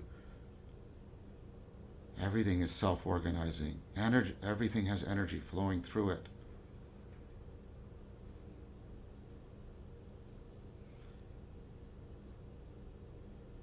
The vitality within and the vitality without. Sense the vitality at one, the logos within and out. That energy of self-presencing.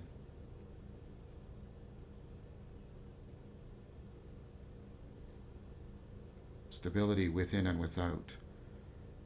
Energy within and without.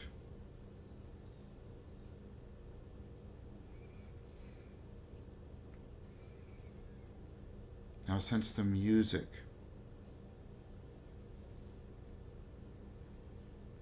Everything about you is making sense. In a felt way, but also in a conceptual way. It's like music. It's making sense. It's self-determining. You can determine. Everything is structured to be the way it is, but to be knowable in the way that it is. Sense that music within, the intelligibility of the logos.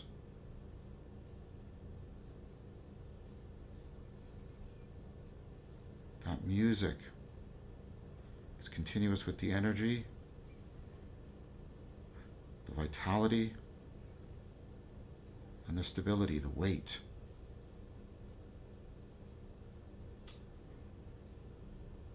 Sense the intelligibility without.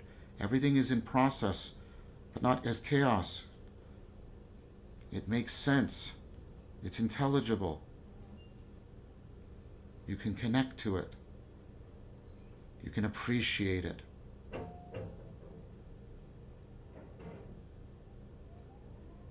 The music within and the music without are one music. The music of the logos. The energy of the logos. The weight of the logos.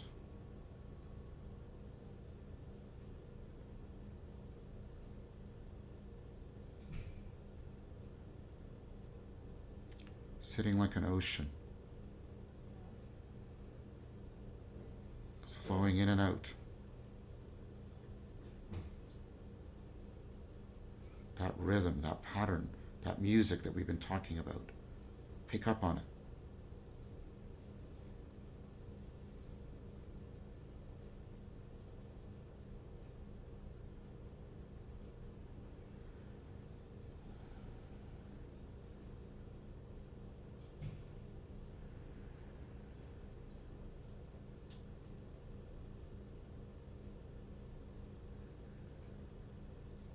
sitting like an ocean. The waves of being. Moreness into suchness, suchness into moreness.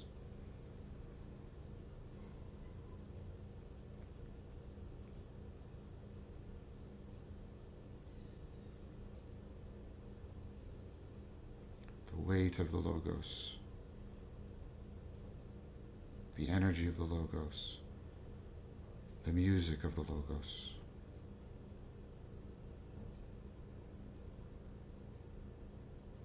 Now sitting like a sage.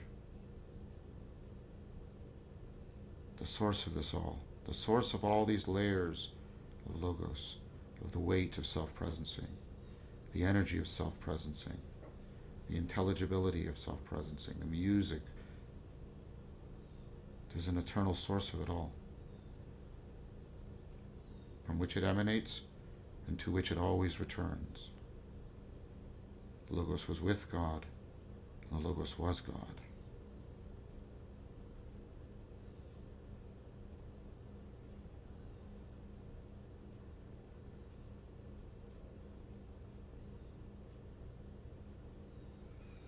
Let's gather them together, sitting like a mountain, the weight of self-presencing.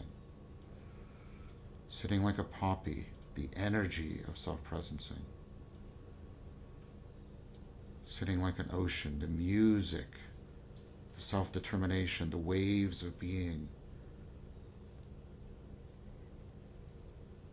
of self-presencing. Sitting like a sage. Everything pointing towards the source of it all, the ineffable source.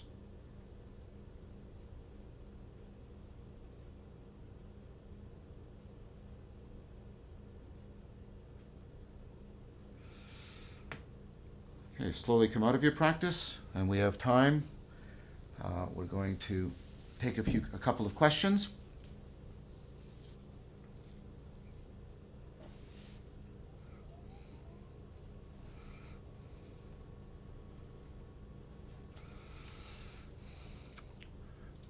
We're just waiting for the first question to come up. This is from Aleph123. This goes back to a previous lesson. You said not start with premeditatio, as you might go too deep and struggle with fatality. Do you have any suggestions as what to do if one thinks one has things figured out but lack this virtue of respect? If you think you have things figured out, it is perhaps a good a good time to take up premeditatio. The Stoics always were reminding us of the moreness, and there's sort of a positive and negative sense of the moreness.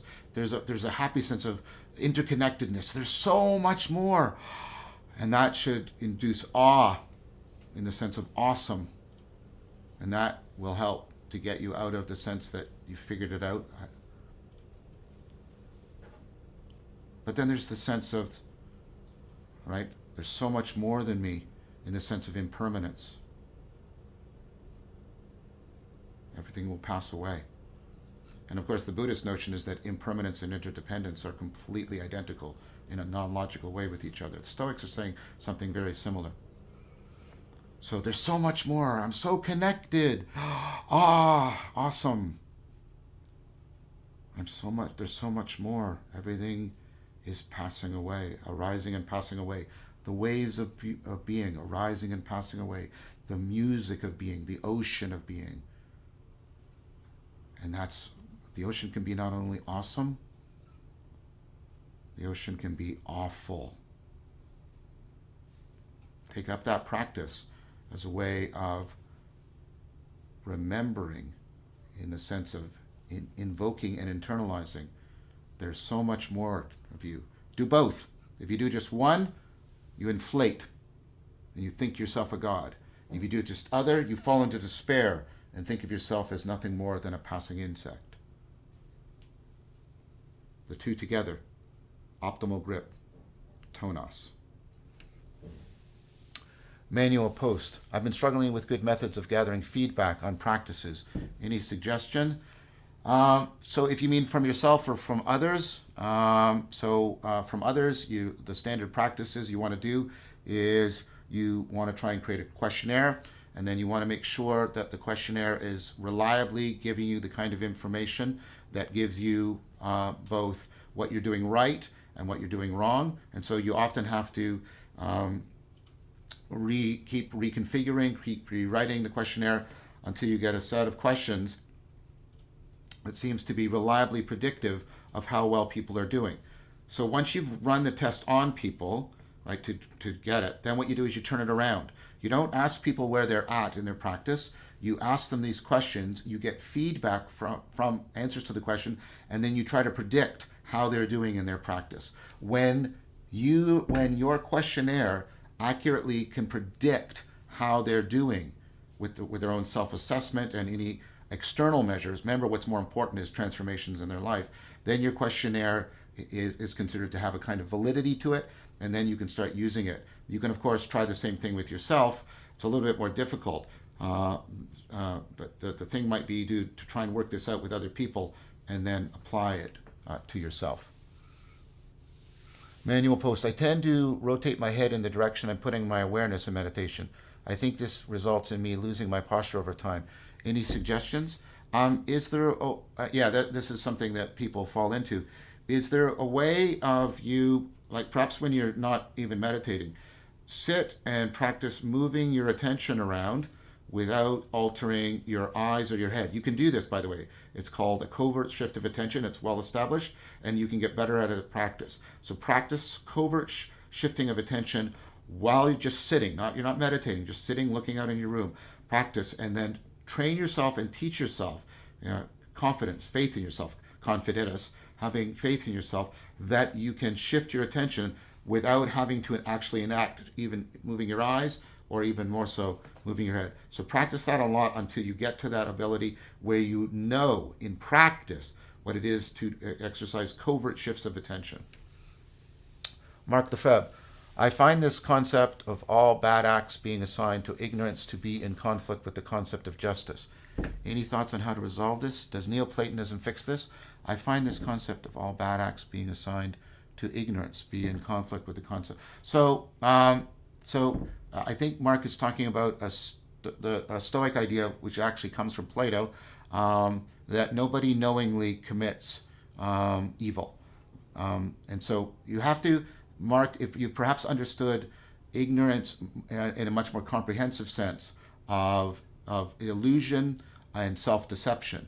And so the basic idea here is people do what is wrong because they misapprehend it, they misconstrue it as something good. And in so that sense, the ignorance is not sort of a lack of basic knowledge, it's a lack of a correct understanding. That's why right understanding is part of the Eightfold Path. Without a right understanding, people fall into self-deception, and then the idea is it's ultimately self-deceptive behavior, self-deceptive, self-destructive behavior. This is analogous in some ways to karma. That's a pattern that promulgates out from you. Other people catch it, so your self-destructiveness also becomes other destructiveness, and that's why it is considered the source of bad acts. So perhaps what was concerning you about justice is that justice requires a sense of responsibility. But I don't think that is being violated here, because the central Platonic claim is these people are failing, and this is the core Stoicism, they're failing to live up to the deepest, most important part of responsibility, that which is actually most in your control, which is your ability to overcome self-deception, to see things as they are, to have insight and wisdom. So there's a sense in which people are failing to live up to the fundamental responsibility to themselves, because that fundamental responsibility to yourself, the cultivation of wisdom, is what is needed to overcome self-deception and prevent doing immoral or unjust acts. And Plato also turns it the other way. Before you consider doing anything evil or bad towards other people, you have to first partially destroy yourself, because you have to give in or you have to avoid or give in to self-deception, which is ultimately self-destructive. So the person, this sounds strange, and it may rankle us a little bit, but Plato argues that the person that does evil is actually even more harmed than any harm they do to each other. Because the idea is to do that to another person requires tremendous self-deception and self-destructive harm. So you're ultimately self-harming. And then the idea is nobody would willingly self-harm. Now, again, when people do self-harm, they cut themselves, but they're deluded that that will actually alleviate their psychological pain, and that cut and physical pain is the best way of ameliorating the psychological pain, which is incorrect. So I think that would answer your question, Mark, about this.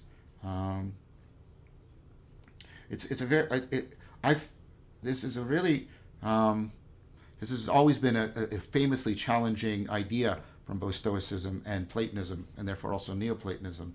And Augustine, for example, Augustine, famously rejected it. One of the distinctions between Christianity and Neo-Platonism, although he integrated the two together, or between Christianity and Stoicism, is Augustine thought that people were actually capable of doing evil for its own sake, that they were always licking the earth or scratching the open sore of lust, that sort of thing.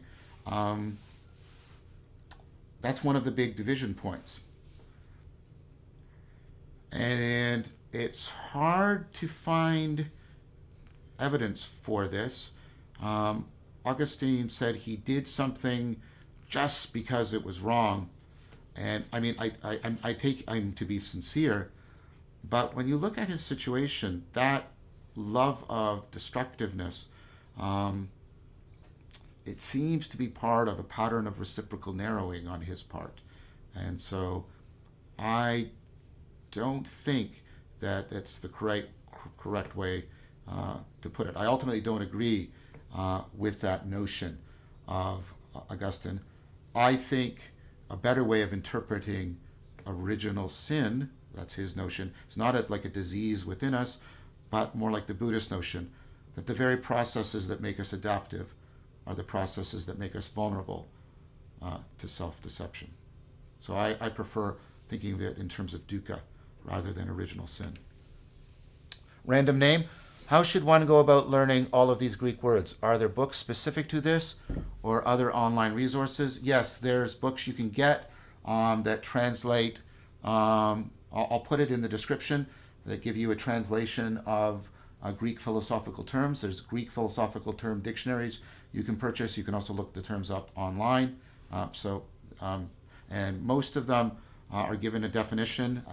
Is there a glossary in McClellan? There might be. I'll have to double check. Deborah Wagstaff. The intelligible.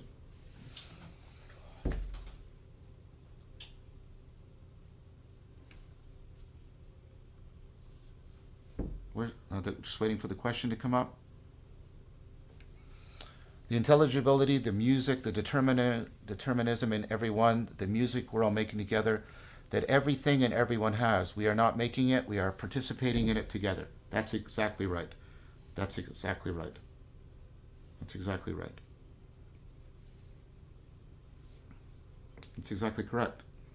So, notice that this is sati. What we're doing is, in the way we're wrapping, right, the logos, invoking it, we're doing a deep, profound kind of remembering that reconnects us. It regrounds us.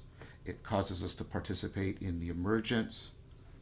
It gives us, right, it helps us to recognize, to make sense again. That's what recognize literally means, to recognize, to make sense again, and ultimately to participate, to be at one with it, a profound sense of integration and unity.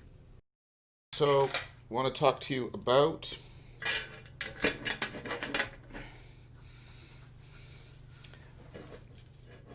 Neoplatonism. And it's It's exciting to be here because I agree with the work of Arthur Vosloo that Neoplatonism is the cognitive cultural grammar of the spirituality of the West very broadly considered. I'm including Islam within that. The Sufi tradition is definitely deeply informed and empowered by the Neoplatonic tradition. Christianity, especially the mystical strands within Christianity, especially Eastern Orthodox Christianity, deeply, again, informed, transformed, empowered by Neoplatonism. The mystical traditions within Judaism, Kabbalah being one example, also deeply, deeply informed by Neoplatonism. I'm going to just get a couple of books. I'm off camera for a sec.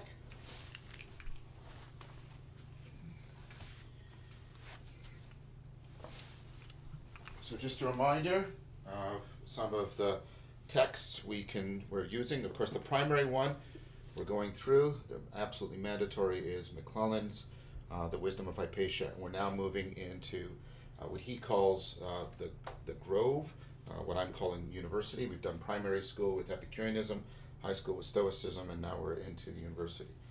I mentioned Arthur Vosloo. I highly recommend this little gem of a book, Perennial Philosophy, in which he makes the argument that I've just made to you, amongst many other books. He is very prolific and very scholastic. I recommend this book for a very good introduction to Neoplatonism within the context of the argument on how it is the cultural cognitive grammar of the spirituality of the West. A couple of really good academic books. This won't mean much to you now, but this is probably one of the most important books. It's called Theurgia and the Soul by Gregory Shaw. This is an academic book. It's not a practical book, but it helps to explain theurgia, or what's called theurgy, and that needs a lot of explanation. I would complement that book. Obviously, McClellan has practices around theurgia. Kupperman's book. I don't agree with everything in both McClellan and Kupperman, but nevertheless, these are two great books on the Neoplatonic practice of theurgia. One more academic book I would recommend. Don't be put off by the title. It's a very good academic book. Divination and Human Nature, A Cognitive History of Intuition and Classical Antiquity. So a lot of practices that within our time have degenerated into psychic and magical practices, they weren't really understood. It's not proper to understand them the way we understand them now, as, for example, Strzok argues, and other people have argued. We should look at a lot of these theurgic practices instead of ways of cultivating a profound insight, or profound intuition, implicit learning, and aspiration. And so I'll talk about all of those things from a cognitive scientific perspective rather than any kind of supernaturalistic perspective, which is exactly what this book is about. So that, of course, is part of the challenge we're facing. I love Neoplatonism. I consider myself a Neoplatonist more than any other label that you might apply to me, including Buddhist or Taoist. And what I want to say about that is, because I love it so deeply and respect it so profoundly, I'm also aware, I think perhaps, I'm also aware because, not perhaps, I'm aware because of that, of its dangers and its defects. And I'm not recommending that we should go back to ancient forms of Neoplatonism. I do think we should take a look at the surviving living traditions of Neoplatonism, especially within Eastern Orthodox Christianity. That's the one that's often closest to us. But those of you who are from a Muslim background, Sufism, etc. And so what I'm proposing instead is what we've done before, which is, can we exact from ancient Neoplatonism a set of practices that we can weave into the practices, the ecology of practices that have emerged out of our studies together of Epicureanism and Stoicism, such that we get something viable and vital for us today. All right, so today what I want to do is I want to give you a bit of a background. This will complement the background of McClellan about what Neoplatonism is. Nobody in the ancient world called themselves a Neoplatonist. This is a modern scholastic term. everybody in this tradition considered themselves a follower of Plato. We call it Neoplatonism because the Neoplatonists, while they saw themselves as continuous with Plato, actually were tremendously innovative, and I would say in a very beneficial way. So what I want to do is show you how they're kind of like the grand unified field theory of Western spirituality and wisdom cultivation. They basically are the summative integrative theory and ecology of practices for Western spirituality. So what I want to do is show you how they drew from some of the most important sources, obviously from Plato, that's going to be a primary source, but from Aristotle and from the Stoics as well. If I had a little bit more time, I'd talk about some of the influence of the skeptics, but I don't. That will come out when I do the series after Socrates. So what did they get from Plato? Okay, well, obviously Plato is where we get the, more than just the portrayal, we get the exemplification of Socrates in the Platonic dialogues. We get to see Socrates practicing dialectic, engendering dialogos, trying to afford radical transformation. And we've seen how all of these traditions, as we've said, Socrates is to the Western traditions what Siddhartha is to Buddhism, right? The Epicureans, the Stoics, even more so, the Stoics were internalizing Socrates.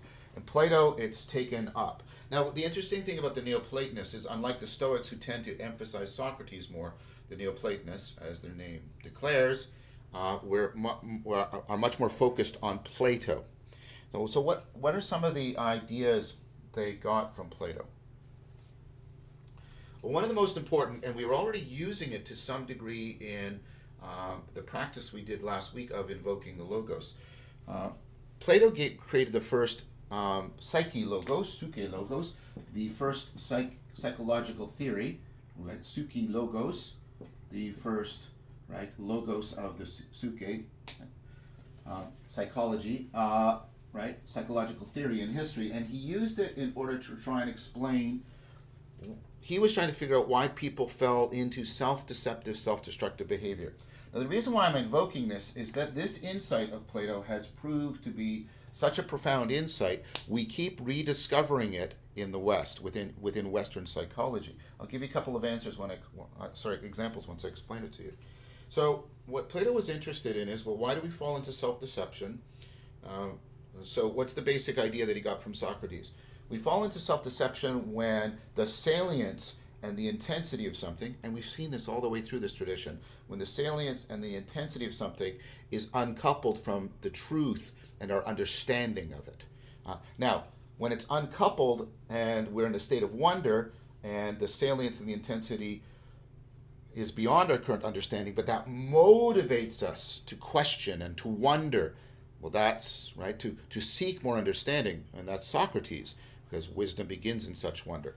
But the opposite of that is something like what Harry Frankfurt calls the phenomena of bullshit, where the salience and the intensity is uncoupled from our concern for truth and understanding, such that we don't question, we don't wonder, we have a pretentious certainty, and we run headlong into, and we jump to conclusions. And that is the primary way in which we fall into self-deception. Now, Plato took that idea, but he wanted to understand, well, how does the salience and the understanding become so unglued? And he looked at something, it's a very powerful experience for all of us, and one we encounter in a spiritual pathway. He looked at inner conflict.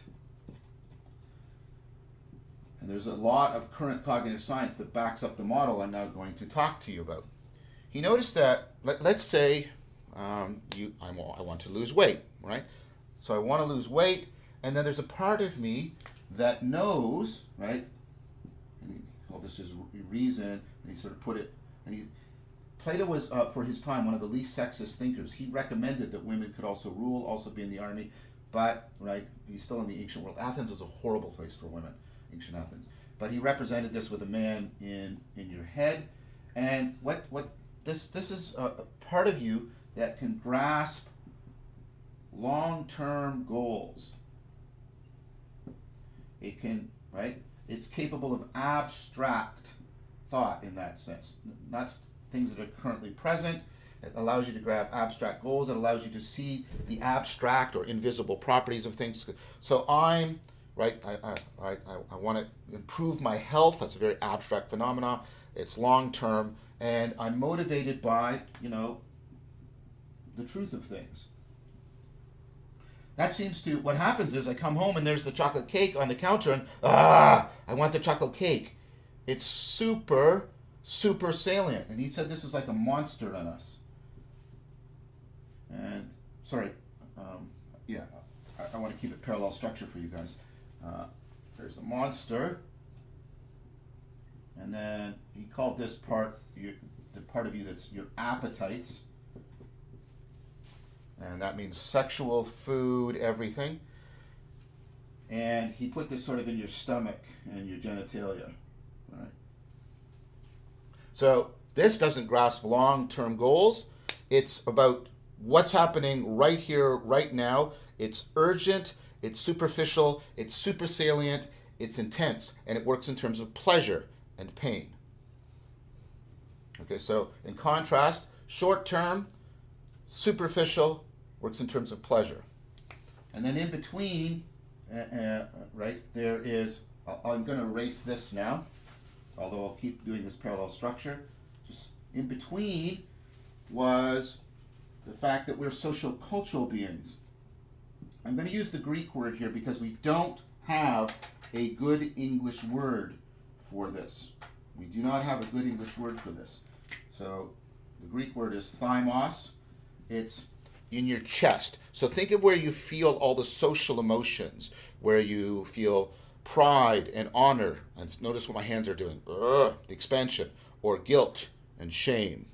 The contraction, right? So it's that movement. That's the thymos. And he said this is like a lion. And as you may have expected, it's in your chest. So this doesn't work in terms of pleasure and pain or truth and falsity. It works in terms of honor and shame, pride and guilt. This is the socio-cultural aspect of you. And so this is the part of you that it doesn't work in terms of completely abstract long-term goals, but it's not just at the urgent bidding of the current stimulus. Instead, it has to do with your connectedness to other people and your connectedness to other people. Now, I put it this way. You could put this on top because maybe it has to do with morality. The ordering is just so it lines up like with you as an enacted symbol of this. And here's the idea, right? The man can actually learn. Right? It's capable of forming theories and explanations. The lion isn't really capable of learning, but the lion can be trained.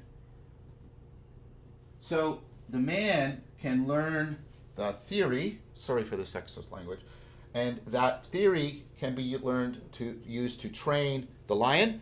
That's what we're doing, by the way. And notice that this ultimately requires sociocultural interaction. It requires that we do things with others, because he chose the lion because the lions are social cats, right? They form prides. And notice the association to pride, by the way. Okay, so you learn the theory, and then you can train the lion, and then you can tame the monster. You don't want to kill anything, because we need all of these. Sometimes you need your monster. You need to eat. You need to run away from the threat. And sometimes, of course, the lion should be predominant because it's a social situation. And you should be picking up on other people appropriately, treating them as persons within a community of people. And then, of course, there's times, we're doing it more here, where we emphasize the man and we're trying to learn. When we get this properly organized, we can deal with the fact that the man on his own is largely impotent. When I come in and I see the chocolate cake, my knowing, having the beliefs that I shouldn't eat it, and this is supported by a lot of evidence, by the way, is largely insufficient, even almost impotent at stopping me from eating the cake. But if I learn about how to improve my health and join Weight Watchers, or maybe join a Sangha and learn meditation, right, then I can use the social power of the lion to implement the theory and tame the monster. So when we know all about this, this is ataraxia. This is, and we've been talking about this all through Epicureanism and Stoicism. This is inner peace. Now, Plato has a brilliant idea about this. He has what we're trying to do, he says this is something like an inner form of justice. We're trying to get everything in the right relationship so that each can get the most life it can without, right, diminishing the lives of the two others. So if the lion is too much, it will, right, it could kill the monster. You can think of people who are super ascetic and destroy their bodies and are irrational, right? The man, of course, can fall into all kinds of rumination and anxiety and screw this all up. And of course, the monster can overwhelm. What you want is something like a just society within. And when that happens, you get the fullest possible being you can have. Each one lives the most it can without trespassing or at the expense of the others. So they have although individually each one could be greater, there's an optimal relationship between the inner society. And you have a fullness of being. And one of Plato's great understandings, one of his great insights, is one of the things that drives our spiritual pursuits is we want this inner peace, this fullness of being. This is a meta drive. In addition to all of how we try to satisfy our individual drives or desires, we want the satisfaction of our desires to be something that affords and empowers ataraxia, this inner peace, this fullness of being. So inner peace isn't just a lack of conflict, it's a fullness of being. It is to realize yourself in a profound way. Okay. So the Neoplatonists have a very sophisticated way of making use of this psychological theory. Now that theory, it just keeps coming back. Some of you will recognize Freud in it. Some of you will recognize the dual, or what's now called triple processing models that are all the rage within cognitive science and cognitive psychology. So we keep coming back to this because so much evidence keeps converging on this. But here's the idea that Plato that really got.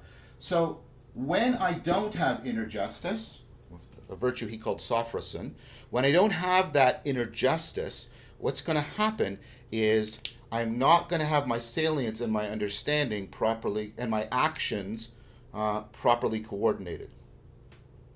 So if I haven't cultivated that inner justice, which is one important pole or aspect of wisdom, then when I come into a situation, let's, for example, the chocolate cake, the salience of the cake overwhelms my understanding and my grasp of the truth, and that is exactly why I fall into this self-destructive bit. I deceive myself. Oh, it's okay to eat the cake right now, and then that's self-destructive behavior.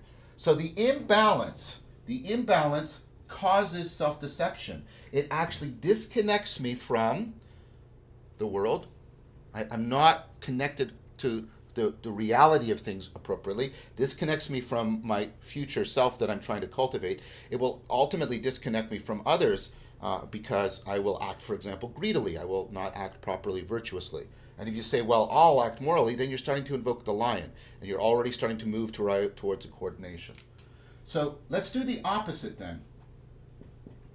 Let's say I've started to cultivate some ataraxia. What does that mean? Well, it means I'm decreasing my self-destructive behavior.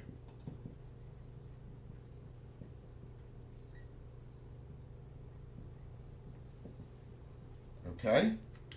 What does that mean? Well, that means actually, because of that, I start to see into, insight, I start to see into the real patterns of the world. And we'll come back to what Plato means by these real patterns. And I see, not just in the sense of getting an idea, I am fitted, I'm more appropriately fitted. So you could even put realize, right, the real patterns of the world. Now, As I start to pick up on the real patterns of the world, I actually gain some real knowledge. I start to understand how particular patterns operate. I can then internalize that. I can use that understanding of real patterns to see into the real patterns of my own psyche. I look into the patterns of my own psyche, which means I get a better, oh, wait, that's a better way in which the psyche should be coordinated and organized. And you see what starts happening? Now I get more ataraxia. I reduce my self-destructive behavior. I start to fit more into the real patterns. The real patterns can be internalized. And you know what this is. You've seen it before. This is reciprocal opening. It's no coincidence that, Mark Lewis came up with the idea of addiction as reciprocal narrowing, and then he acknowledged to me that it has an opposite, which is reciprocal opening. It plugs into this deep model of Plato. This cycle is called anagoge. Now, we have a meta drive for inner peace, and then what Plato saw is we also have a meta drive here. In addition to whatever satisfies our desires or our wants, we want what satisfies it to be real or true. I can give you tons of examples. I'll just give you a quick one. I do this all the time in my class. I'll ask my students, how many of you are in a really satisfying romantic relationship? They put up their hands. Okay? How many of you would want to know if your partner was cheating on you, even if that means the complete destruction of the relationship? About 95% of the people keep up their hands. They're willing to sacrifice all of this pleasure, all of this comfort, all of this joy, because it's not real. Okay?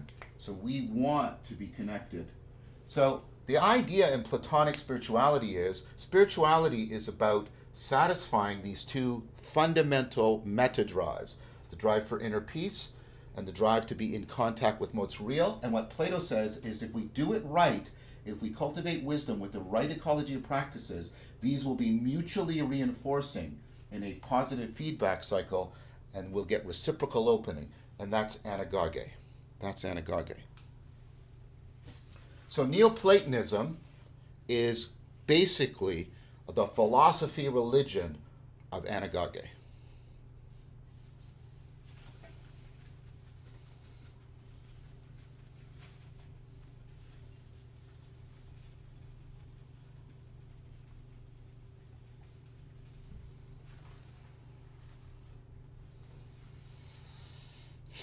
Okay, so what are these real patterns? We won't get through all of this today, and I still have to tell you, next time we're going to be together, how the Neoplatonists draw from Aristotle, how they draw from the Stoics, and then what the basic form of practice. So the introduction is going to take today and next Saturday, and then we'll get into the ecology of practices. But you need to understand this background, just like I gave you a background for Epicureanism, and I gave you the background for Stoicism. So what are these real patterns that I mentioned? Well, we already make a distinction in science that's helpful to start us. We make a distinction between patterns that are just correlations and patterns that are causal. And one of the big things you learn, and it takes a lot of discipline, you have to discipline yourself with discernment and open yourself up to the disclosure of the world. That's what a really good experiment is in order to make this. I'm going to expect a little bit of frustration. I'm tired of people who don't appreciate enough the discipline, right, of science. Science, that means scientia, to know. You have to, right? We are so beset by self-deceptive cognitive biases that we need to do a lot of training in order to distinguish correlations from causation. That's what science is all about. And it's really hard. It's really hard. And if you're going to say, I reject science, then tell me, please, your better method for distinguishing causation from correlation. Because if you don't have one, I'm not going to listen to you. I'm not going to listen to you. So why am I emphasizing that? Because there's a tendency for people who are attracted to Neoplatonism to take an anti-scientific attitude. That is not Hypatia's attitude. Hypatia was one of the greatest scientists of her time. And there is a deep and long-standing tradition of the interconnection between science and Neoplatonism. John Spencer's book, right, The Eternal Law, argues for the historical fact that many of the pivotal figures at the beginning of the scientific revolution were deeply influenced explicitly by Neoplatonism. All right. So, when I was being brought up in a Christian fundamentalist family, right, I would hear things like, things have gotten so much worse since we took prayer out of the schools, right? By the way, that's not true, but let's say it was. Now, that's a correlation. The problem with correlations, two things are in relation, correlation, but you don't know is A causing B. Your intuitions will say that, but it can turn out that it's B that's causing A, or often A and B have no causal relation. They're both being caused by C. And your intuitions and your untrained observation can't distinguish these. There's things you have to do. So, let's go back to the correlation. Well, we took prayer to the school and crime rates went up. Actually, it didn't, but let's say that's the case. Well, I want you to notice something else. Here's greenhouse gases going up across time. Here's Caribbean piracy. It's been going down across time. Do you see what the problem is? Greenhouse gases are going up because we have stopped practicing Caribbean piracy. So we need to get on some wooden ships and sail around the Caribbean, and that will deal with global warming. Now you laugh and it's absurd. But notice that many times things are absurd because we are confusing correlation and causation. So the first step at getting to the real patterns that Plato was on about was a careful reflection, trying to distinguish initially the causal patterns from the correlational patterns, practicing doing that. Now, he didn't have the full-blown scientific method, but he saw the necessity of critical theoretical debate and discussion in order to try and discern the difference between correlation and causation. So, using science, notice that we can, as an analogy, we can talk about the real patterns. We can talk about there's patterns of causation. Like if I put sugar in water, it dissolves. And then those patterns of causation are actually, maybe I'll do it this way. Maybe this makes more sense now. The Neoplatonists have an upward metaphor, but now we have a more downward metaphor. So here's some causal patterns in the world. And what scientists do, right, is they try to find deeper structural patterns. Right? They try to find systems of patterns. And then they ultimately try to find the principles, or using a legal term, the laws that regulate those patterns. And this is virtually, it's a version of what you're trying to do in Neoplatonism. You're trying to realize first the patterns that are unfolding in your environment, then the systems, the structures that those patterns are within, and then ultimately the governing principles that science is Neoplatonic through and through, that ultimately the governing principles of that. So Plato had a theory about this, and it's the idea that we're trying to realize what he called it the eidos, and we translate it this is like translating logos with word, the word word. It's a legitimate translation, but it's radically insufficient. And so what I want to talk to you about next time is I want to talk to you about how Plato understood this. But before this seems too strange to you, think about how we did this when we did invoking the logos, right? We were picking up on the phusis, the way things are unfolding, right? And then we were picking up on the intelligibility, the system, the systematic structure. So we sat like a mountain, which is we got into the basic presencing, right? The weight of it. Then we sat like a poppy and we tried to turn and orient ourselves towards the sun. We'll see how Plato makes use of the metaphor of the sun. We're trying to orient ourselves to the real patterns, the causal patterns.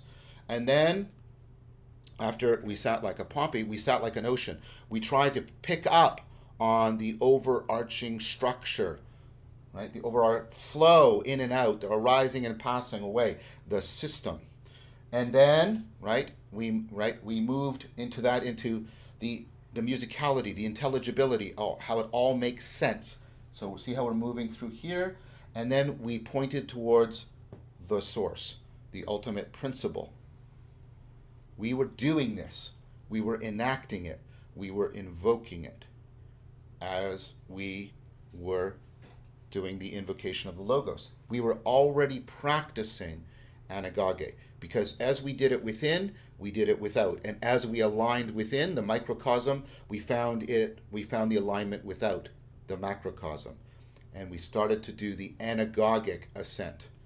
So I'm going to talk a lot more next time about Plato's theory of the forms and how that gives us an understanding of a deeper understanding of anagoge and participation.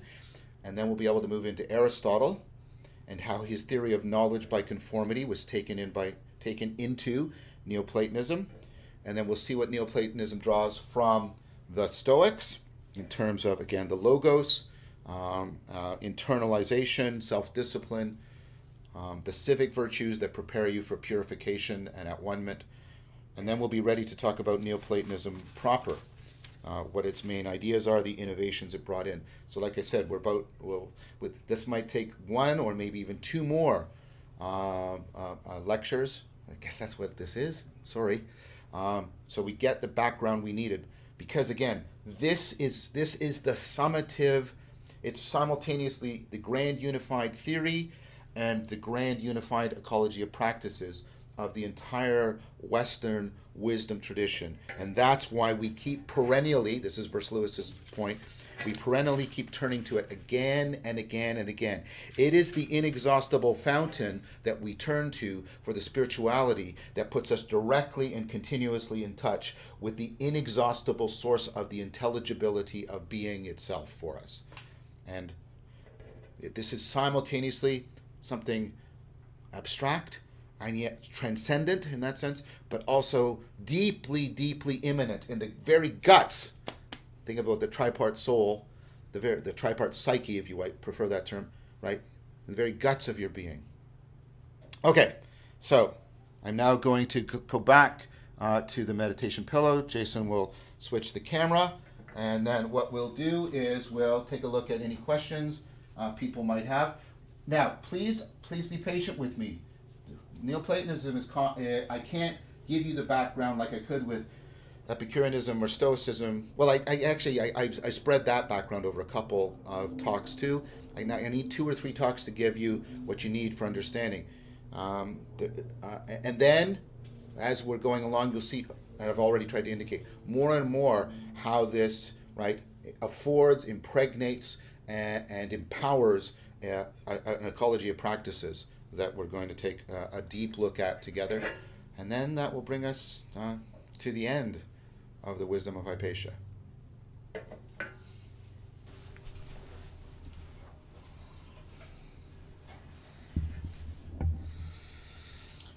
So, trying to give you the background to Neoplatonism, like I did for Epicureanism and Stoicism. It's more complex, of course, than Epicureanism and Stoicism, because as I've indicated, Neoplatonism is the grand unified field theory of the Western wisdom traditions, of Western spirituality. I agree with Arthur Verse Lewis. I think he's made the case very clear, Pierre Hadot and others, that Neoplatonism is the cultural cognitive grammar of Western spirituality. So if you want to get to the depths of all of the great spiritual traditions, and I mean the West very broadly, I'm including Sufism here, right? Then you need to understand Neoplatonism. So we're taking some time on this, and I pointed out to you that Neoplatonism draws from several different of the traditions and sources of wisdom in order to bring about its very powerful integration. And that integration, of course, was so powerful that, as I've mentioned, it's taken up into Christian mysticism, Jewish mysticism, Islamic mysticism, and perhaps some others, but that's enough for now. Okay, so what did we get from Plato? Obviously, Plato is the central figure of Neo-Platonism. If you had asked any of the Neoplatonists if they were Neoplatonists, they wouldn't say that. That's our term for them. They thought of themselves as followers of Plato. So we're spending a lot of time on Plato because he's the most significant source we want to talk about here. So last time we took a look at the notion of the tripartite, the three-part psyche.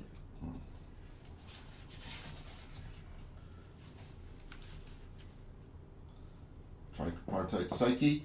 And the idea is we can look at the psyche divided into three parts. There's a part of us that's like a monster. It's the appetitive part, and it works in terms of sort of superficial properties, very short term. And then we have another part of us that's the thymos. It's in the chest. That's the part of us that's a sociocultural being. And this one works more long term. It works in terms not of pleasure and pain, but of honor and shame. And then we have the part of us that's the rational part. It works in terms of abstract thought, long-term goals. And the idea is reason on its own is impotent for dealing with our monstrous appetites.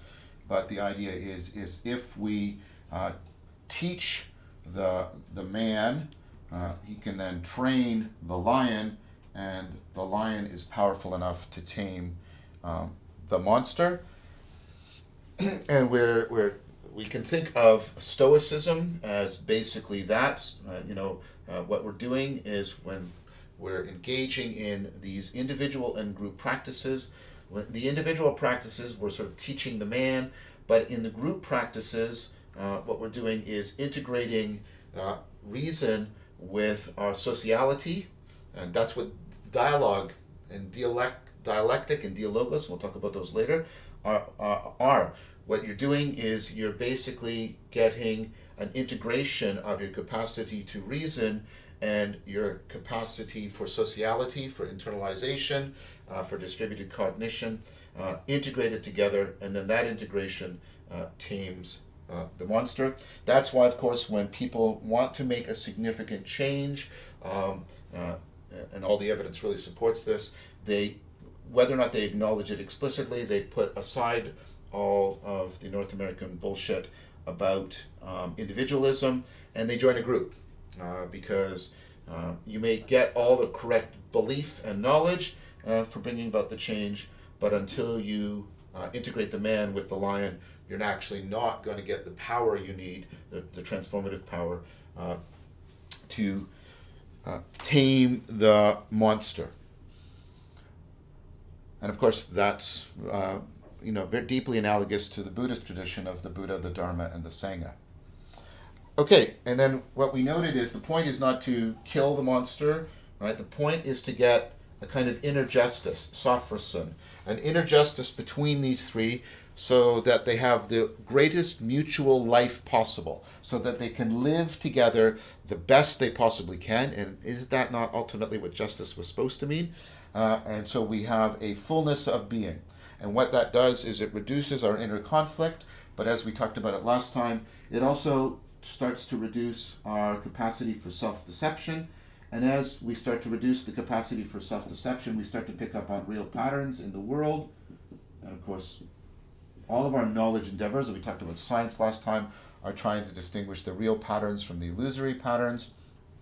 And then the idea is, as we get better at, and I'm using this word deliberately, realization, becoming aware of the real patterns, we get better at realizing, right, the patterns within our own psyche. We get better at optimizing the relationship between the psyche. We reduce our inner conflict. We reduce that inner storm that distorts and clouds our vision. And as the clouds of inner conflict and inner storm part, we see more deeply into the light of the world. And this does this. It's a virtuous cycle. And this is the cycle of anagage, in which we ascend. This means ascend. And I'll give you the parable for that in a second. And then the idea here is two of our deepest meta drives are being satisfied in a mutually supporting fashion. Above and beyond reaching whatever goals we reach, we want to reach those goals and have peace of mind. In fact, many people will reliably say, I'll give you this goal, but it's going to cause, significant inner conflict, and say, no, forget it. I don't want the goal then. I'll change my goal. So we have a meta drive of inner peace, and then we also have a meta drive that whatever goal we're satisfying, the thing that is causing the satisfaction of the goal is real rather than fraudulent or illusory. And so we're satisfying these two deepest meta drives, and we are getting more and more deeply connected to ourselves and the world. This is massively enhancing meaning in life, and this is giving us a fullness of being, both inner fullness of being and outer fullness of being. And this whole process is a process of realization in both senses of the word, actualizing and coming into deeper awareness. So this is, I think this is just a profound series of insights on Plato's part. So Plato tells a story. It's a parable. It's meant to be understood as a parable. Sometimes called the analogy. Sometimes I like calling it a parable because I think it's much more like the parables, for example, of the Buddha or Jesus of Nazareth. And the parable goes like this. Imagine a bunch of people, they're in a cave underground, right? And they've been chained into chairs. Here's a chair, and here's the wall of a cave. And back here there's a fire burning. It's casting shadows, and there's people walking by, and the people that are here are chained, and all they can see is this wall, and they're seeing the shadows being cast onto the wall, and they're hearing the echoes of the people walking by the shadow, walking by the fire, carrying various objects. And then the idea is these people think that the shadows, right, are real, and they think the sounds are actually coming from the shadows rather than being echoes of their true sources.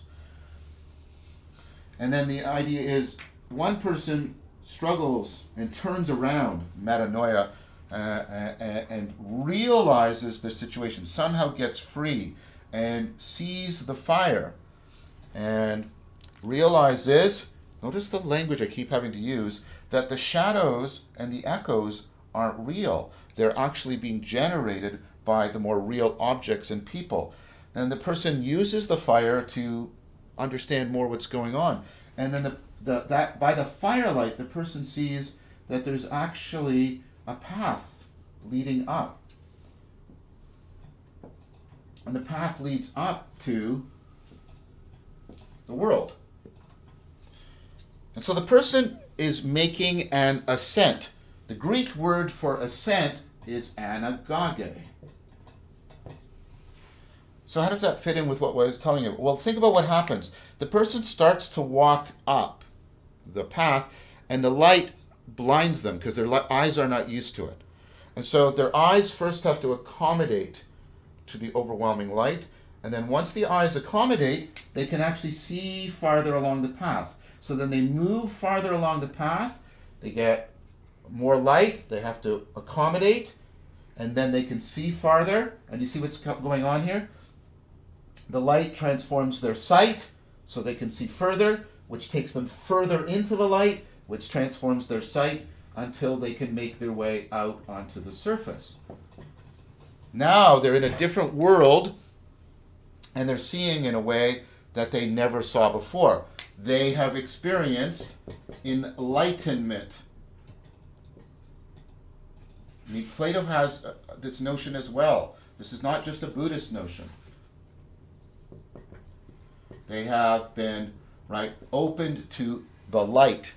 They have been transformed so they can see in terms of a greater and more real light. Okay, so now the person is, again, in this world. They're kind of blinded by the light. Eventually they accommodate, and they want to find the source. They see that everything's alive, there's energy, there's warmth, there's light, right? There's light, and they want to see, just like they saw the source of the shadows, they want to find the source of the real light and the real life and the real world that they're in. And they, of course, look around, and eventually they look up, and they can never fully look at it because it's too overwhelming. But they can glimpse the sun and how it exceeds their capacity to see, it exceeds their capacity to understand. And they're so overwhelmed by this vision, they decide to go back into the cave and tell the people that were there about this amazing world, and most importantly, of this brilliant sun. When they get back into the cave, of course, their eyes are no longer used to the cave light, and they stumble around, and the people down here think the person is mad, foolish, stupid, because they're so clumsy in this world of illusion. And of course, if they could, they would kill him. So this is a parable for anagoge, but the parable has some important things we need to take note of. First of all, it helps you to understand what is meant by anagoge, what the term comes from. It gives you a visual metaphor for that process I was talking about earlier, about aligning the elements of the psyche, seeing more deeply into the world. That improves your realization, your sight, and then that makes you accommodate more to reality, and you get the virtuous cycle. There's the idea that this culminates, that's exactly the wrong word, the ascent, but that not the whole process. The ascent culminates in the vision of the sun. And then there's the third part is the person immediately feels an obligation to try and bring this possibility of the passage upward to the people below, but they have a terrific time. That's maybe the wrong way to put it. They have a terrible time trying to understand him. He has a terrible time trying to make himself understood because they can't understand a lot of the relevance of what he's saying because they're still chained to a very narrow framing. Okay, so what we need to do is to try and map that metaphor onto deeper aspects, this parable onto deeper aspects of Plato's theory. Now, the point is it's a parable. It sort of makes sense, and then at the end, or at least parts of it, point to things that actually transcend the story that's being told. All right. So, what are these real patterns, and what's happening as we are rising above ourselves, rising above where we used to be? We're engaged in self-transcendence. All the metaphors that have become so common for us, this is where they have their, at least, origin in literature. So what Plato is trying to get us to see is he's trying to get us to see that there's something deeply going on when we realize the truth. We're picking up, as I said, on these real patterns, and Plato has a term for these real patterns. He calls it the eidos. We get our word idea from it, but that's deeply, deeply misleading. Okay, so I'm going to use the Greek word eidos. It's often translated as the English word form. People hear shape, and shape is only a metaphor, so don't hear shape. It's closer to like formula, but a better way of thinking about this is this brings together four notions. It brings together the notion of a principle, a pattern, but the patterns aren't sort of just inert. They're powerful, they're active, almost like the way thoughts are patterns with power behind them. That's where we get, that's the association to an idea. An idea is a living pattern in our mind. These are living patterns in the world and in our mind. And then also like a paradigm. So if you think of these all together, this is what Plato's talking about when he's talking about the real patterns, the real things, the real beings. So we are often looking at the shadows and the echoes of the real patterns rather than turning and realizing the real patterns without and then also within. So let me try and give you a way of understanding what these real patterns mean. Obviously, one child of Plato's notion of an eidos is the scientific notion of a law. And if you think about a law, like, let's say here, this is a principle, E equals mc squared. Okay, it's not an event, it's not an object, it's not a thing, there's no place where there's happening. This doesn't have a shape or a size, that doesn't make any sense. It's a principle. But it's not just some sort of descriptive principle, it's actually a power. It is the way in which the universe is shaped. It's the way in which things are, what's possible in the universe is constrained. That's what power means, how we shape possibility. It obviously is a particular pattern. It's a pattern relating energy, matter, and the speed of light. And it's a paradigm. It tells us ultimately how things are to be best understood. Okay?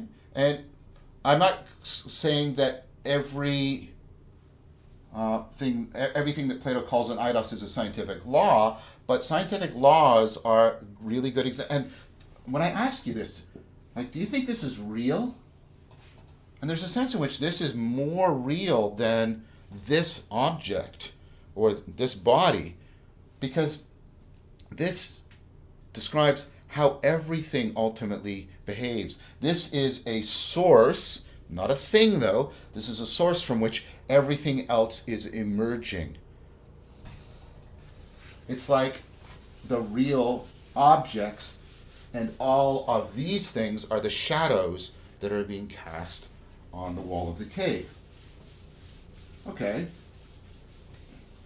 let's draw it a little bit more, because for Plato, this process of realizing the forms, the eidos, is a process that we experience as love, and we experience it as beauty.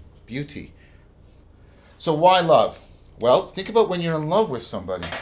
When I'm in love with someone, I internalize them. I take them into the heart of my being, and that reorganizes my psyche. It reorganizes how I am. My identity is changed. And that identification allows me to see more deeply into my partner. And my partner then will disclose more to me. And I'm doing that for her. And so what happens is I see more deeply into her, and then she is taken more deeply into my psyche. So I see more deeply into her, and she is taken more deeply into my psyche. And this is called mutually accelerating disclosure. When you have that, you love something. So I love this, I love Shakespeare. Well, why? I'm reading Shakespeare, and I don't just take in some ideas. It really starts to shape my understanding of myself, and I start to reshape myself. I go out and live in the world, and then I come back to Shakespeare. oh, and I see things in Shakespeare I didn't see before. And so I take Shakespeare's ideas more deeply in. And then I see more deeply into Shakespeare, and I fall in love with Shakespeare. I fall in love with another person. So one way of understanding Neoplatonism is to try and get you to learn how to fall in love with what is most real. And we all say, oh, but of course, yes, at one level, that's what we all want, the meta drive. But Plato's criticism is, and he gets this from Socrates, is, but we actually don't live our lives in order to fall in love with what is most real. And therefore, ultimately, we don't get that inner fullness of being, and we don't get that sense of being in contact with what is most real. Okay, so, and then, of course, there's a reciprocal relationship between this, and we have lost that in our culture too. We always think of beauty as what's causing us to love, at least when we have what we call sort of the popular culture version. Oh wow, so beautiful, I love her. But what typically happens when you move out of just salience and infatuation, and you really get to know, listen to my language, get to know the person, it starts to go the other way. Because you love them and because you're realizing them, they become more beautiful to you. So it starts to cycle. The beauty draws the love, but the love draws out the beauty. So I'm trying to give you many different ways in which you can see this practically impacting on your life. So one way of thinking about these real patterns, therefore, are the patterns that afford us falling in love with what is most real, so that what is most real becomes more and more beautiful to us and turns our attention from illusory patterns, so that we are more and more naturally able to look at and be drawn to what is most real. And this is the ascent out of the cave until our eyes are eventually drawn to what's ultimately real, which is what the sun is an analogy for. All right, so I want you to think of beauty as a way of trying to understand the eidos. So there's a lot of really good work on beauty. Alan Scarry has just an amazing book. So let's do it. Okay, so you come upon a tree, and the tree strikes you as beautiful. It's from outside of your egocentric framework. It strikes you. It flashes on you. It's beautiful. And what happens is, in your mind, right, all the other trees that you've ever seen are making it possible for you to see this tree, but all those other trees are inadequate, because you realize, wow, I didn't know that trees could be like this. Right? And so what happens is, all the other trees are gathered in your mind, but you realize that there's something more to being a tree than that entire set. There's something beyond. So here's the set of all the trees, and they are all pointing towards this beautiful tree, but something is happening, and you're pointing beyond to something even more. There's a moreness. Wow, I didn't realize that trees could be like that.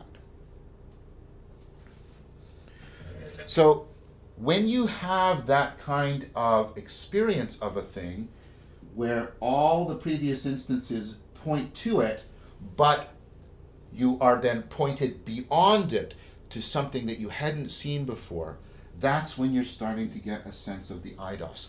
Beauty is a way in which things are disclosed. Now, of course, but I can find things beautiful in a deceptive way. That's right. And so the point is, you have to train what you find beautiful so that you properly fall in love with what's most real. So let's try and zero in on this a little bit more. So what's a bird? Well, when you ask people, they'll say, it has wings, it has feathers, and it flies.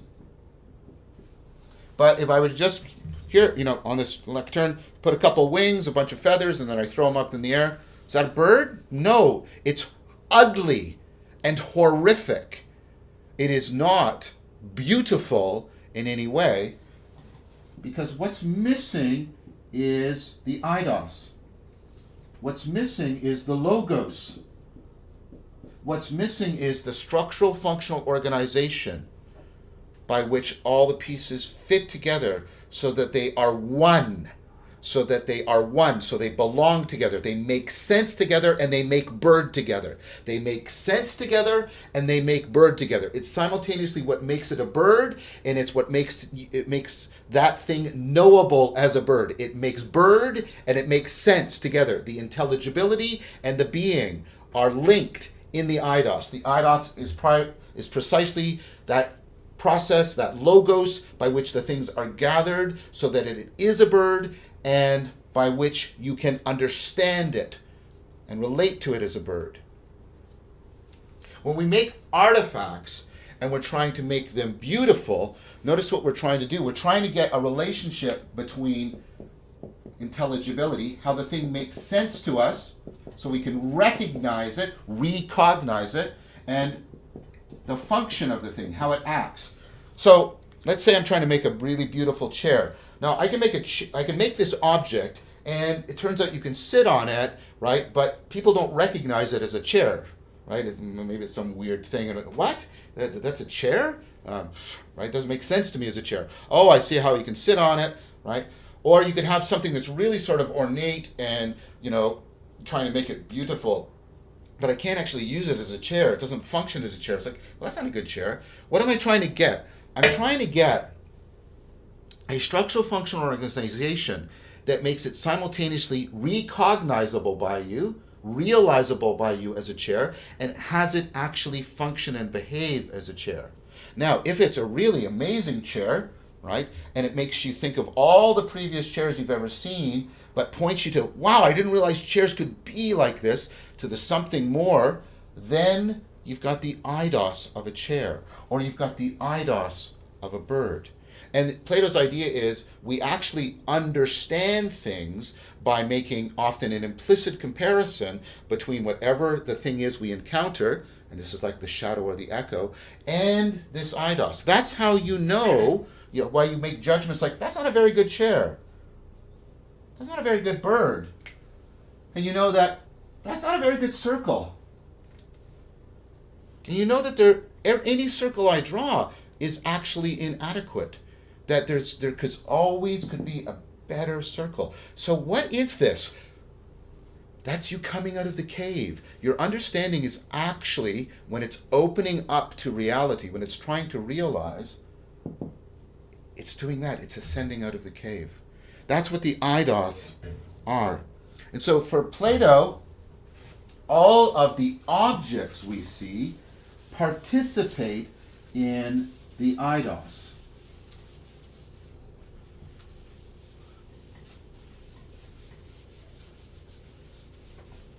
Just like everything participates in E equals mc squared, or participates in force equals mass times acceleration, or participates in the conservation of energy and matter. Everything is also, right, every bird is participating in that pattern that makes birds possible and makes birds possible to be known. But that pattern is never exhausted by any instance. There's more to it. There's always more to it. The fact that the world never stops producing new understanding and new beauty is Plato's great argument that there is so much more than what we take to be the final story of things. Everything is ultimately participating in this greater, more real set of patterns. Then Plato has the idea that for all of these patterns or principles, right, all these laws, these are all different ways of trying to talk about the same thing. There's ultimately the principle of how to be a pattern itself. There's something that makes all the patterns possible so that they all logos fit together, belong together, work together as one. That, of course, corresponds to the sun in the analogy. That would be the most real thing of all, because everything is participating in it. Everything is being realized by it. Plato calls this the good. Not ethical good. This is the goodness of being itself, something we've been tasting from the beginning as Epicurean practicers. The Neoplatonists called it the one. And the idea behind this is, it is like whenever we're understanding something, here's a bunch of things. Oh, there's the pattern underneath them. Here's a bunch of things. Oh, there's the pattern. Understanding. Substance underneath, right? Oh, here's the pattern. Oh, here's the pattern. Oh, look, there's a pattern under these. Oh, look, there's a pattern. Look at what we're doing. We're oneing things in order to get to the deepest pattern. So for Plato, this isn't abstract thought or just sort of a romantic feeling. This is a disciplined practice of reflection that gets you to do what we're like. And this is what I mean. Science is trying to do this. Great literature is trying to do this. Great art is trying to do this. And this is Plato's great insight.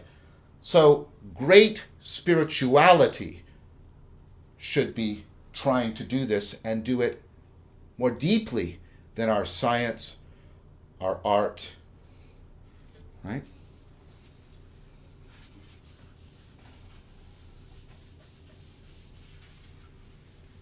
So that's what Neoplatonism takes from Plato.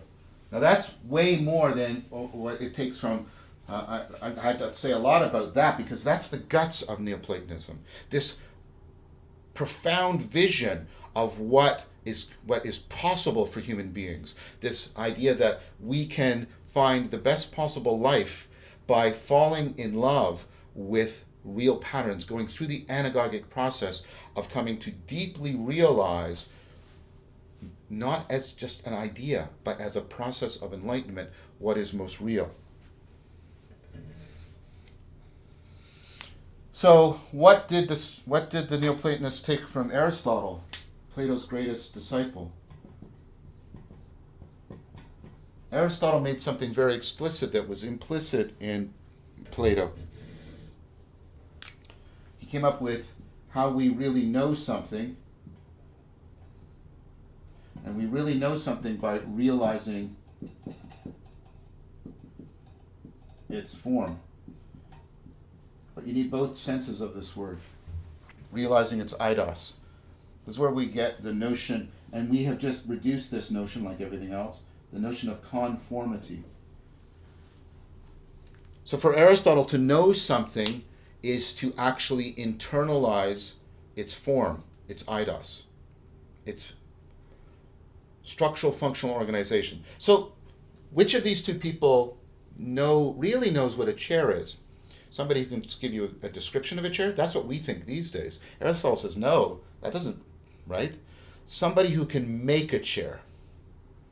Somebody who can give a piece of wood the structural functional organization that makes it be a chair and makes it intelligible as a chair and does it well together so that it's a beautiful chair. It makes me realize that there's more to being a chair than I had thought before. The person who can do that really knows what a chair is. Well, that means they have the eidos in their mind that is going to be in the chair. They are sharing the form, conformity, sharing the eidos. So to know something is actually to participate in its eidos. This is knowing by being at one with something. So if I'm oneing myself, at least my mind, in a way that conforms to how this thing is oneing itself, then I'm at one with it, and then I really realize it and know it. The reverse is the case for Aristotle, and this is what the Neoplatonists really picked up on. Knowing is not just taking in information. By the way, this comes right out of Aristotle and Plato. There it is again, information. What is knowing? Well, here's the idea.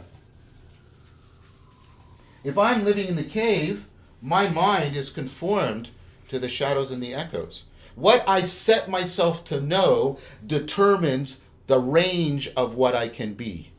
And again, this isn't knowledge in the sense of gathering facts. This is knowledge about falling in love so that you can be at one with something. And if I stay at the level of the monster, the superficial patterns in my life, that's all I can be. Because unless I realize the deeper patterns, I will not be realized as a deeper human being. So how we know actually transforms who we are. And so we have to recover, according to Aristotle, but more importantly, according to the Neoplatonists, we have to recover ways of knowing that we have lost. They put it like remembering, and there's a kind of truth to that. If we don't like that, we can say we have to cultivate ways of knowing that will afford us falling in love with what is more deeply real within and without. And we have to go from this, talking about it, to realizing it, recognizing it, and disclosing it. Discerning those patterns so that they shine more into us. Like when we see the beautiful tree, the moreness shines into this particular tree, because this particular tree is participating in the moreness.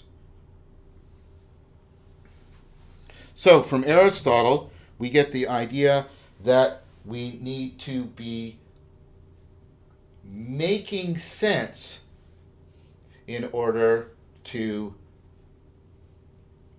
realize, not just to get information that we can use, but we can train ourselves to make sense so that things become more deeply realizable, real to us, and we make ourselves as something other than we currently are. And we have lost this. We have reduced information to just facts, and we have reduced knowledge to just the consumption and the accumulation of facts. And so the Neoplatonist wisdom tradition is to try and recover from all of the information the reality that it is So the information, in our sense, participates in information in the Aristotelian sense, which points to the ultimate transformation of ourselves and the world so that we can fall in love with the deepest patterns of reality. So next time, we're almost done. Next time I want to say what the Neoplatonists have taken from Stoicism. And then we'll start talking about how to put this into practice. And we will start talking about how this ecology of practices basically gathers up and brings to fruition the practices within Epicureanism and Stoicism, and also how this Western ecology of practices could be compared and integrated in true friendship with the wisdom traditions that we have cultivated in gratitude from Buddhism and Taoism.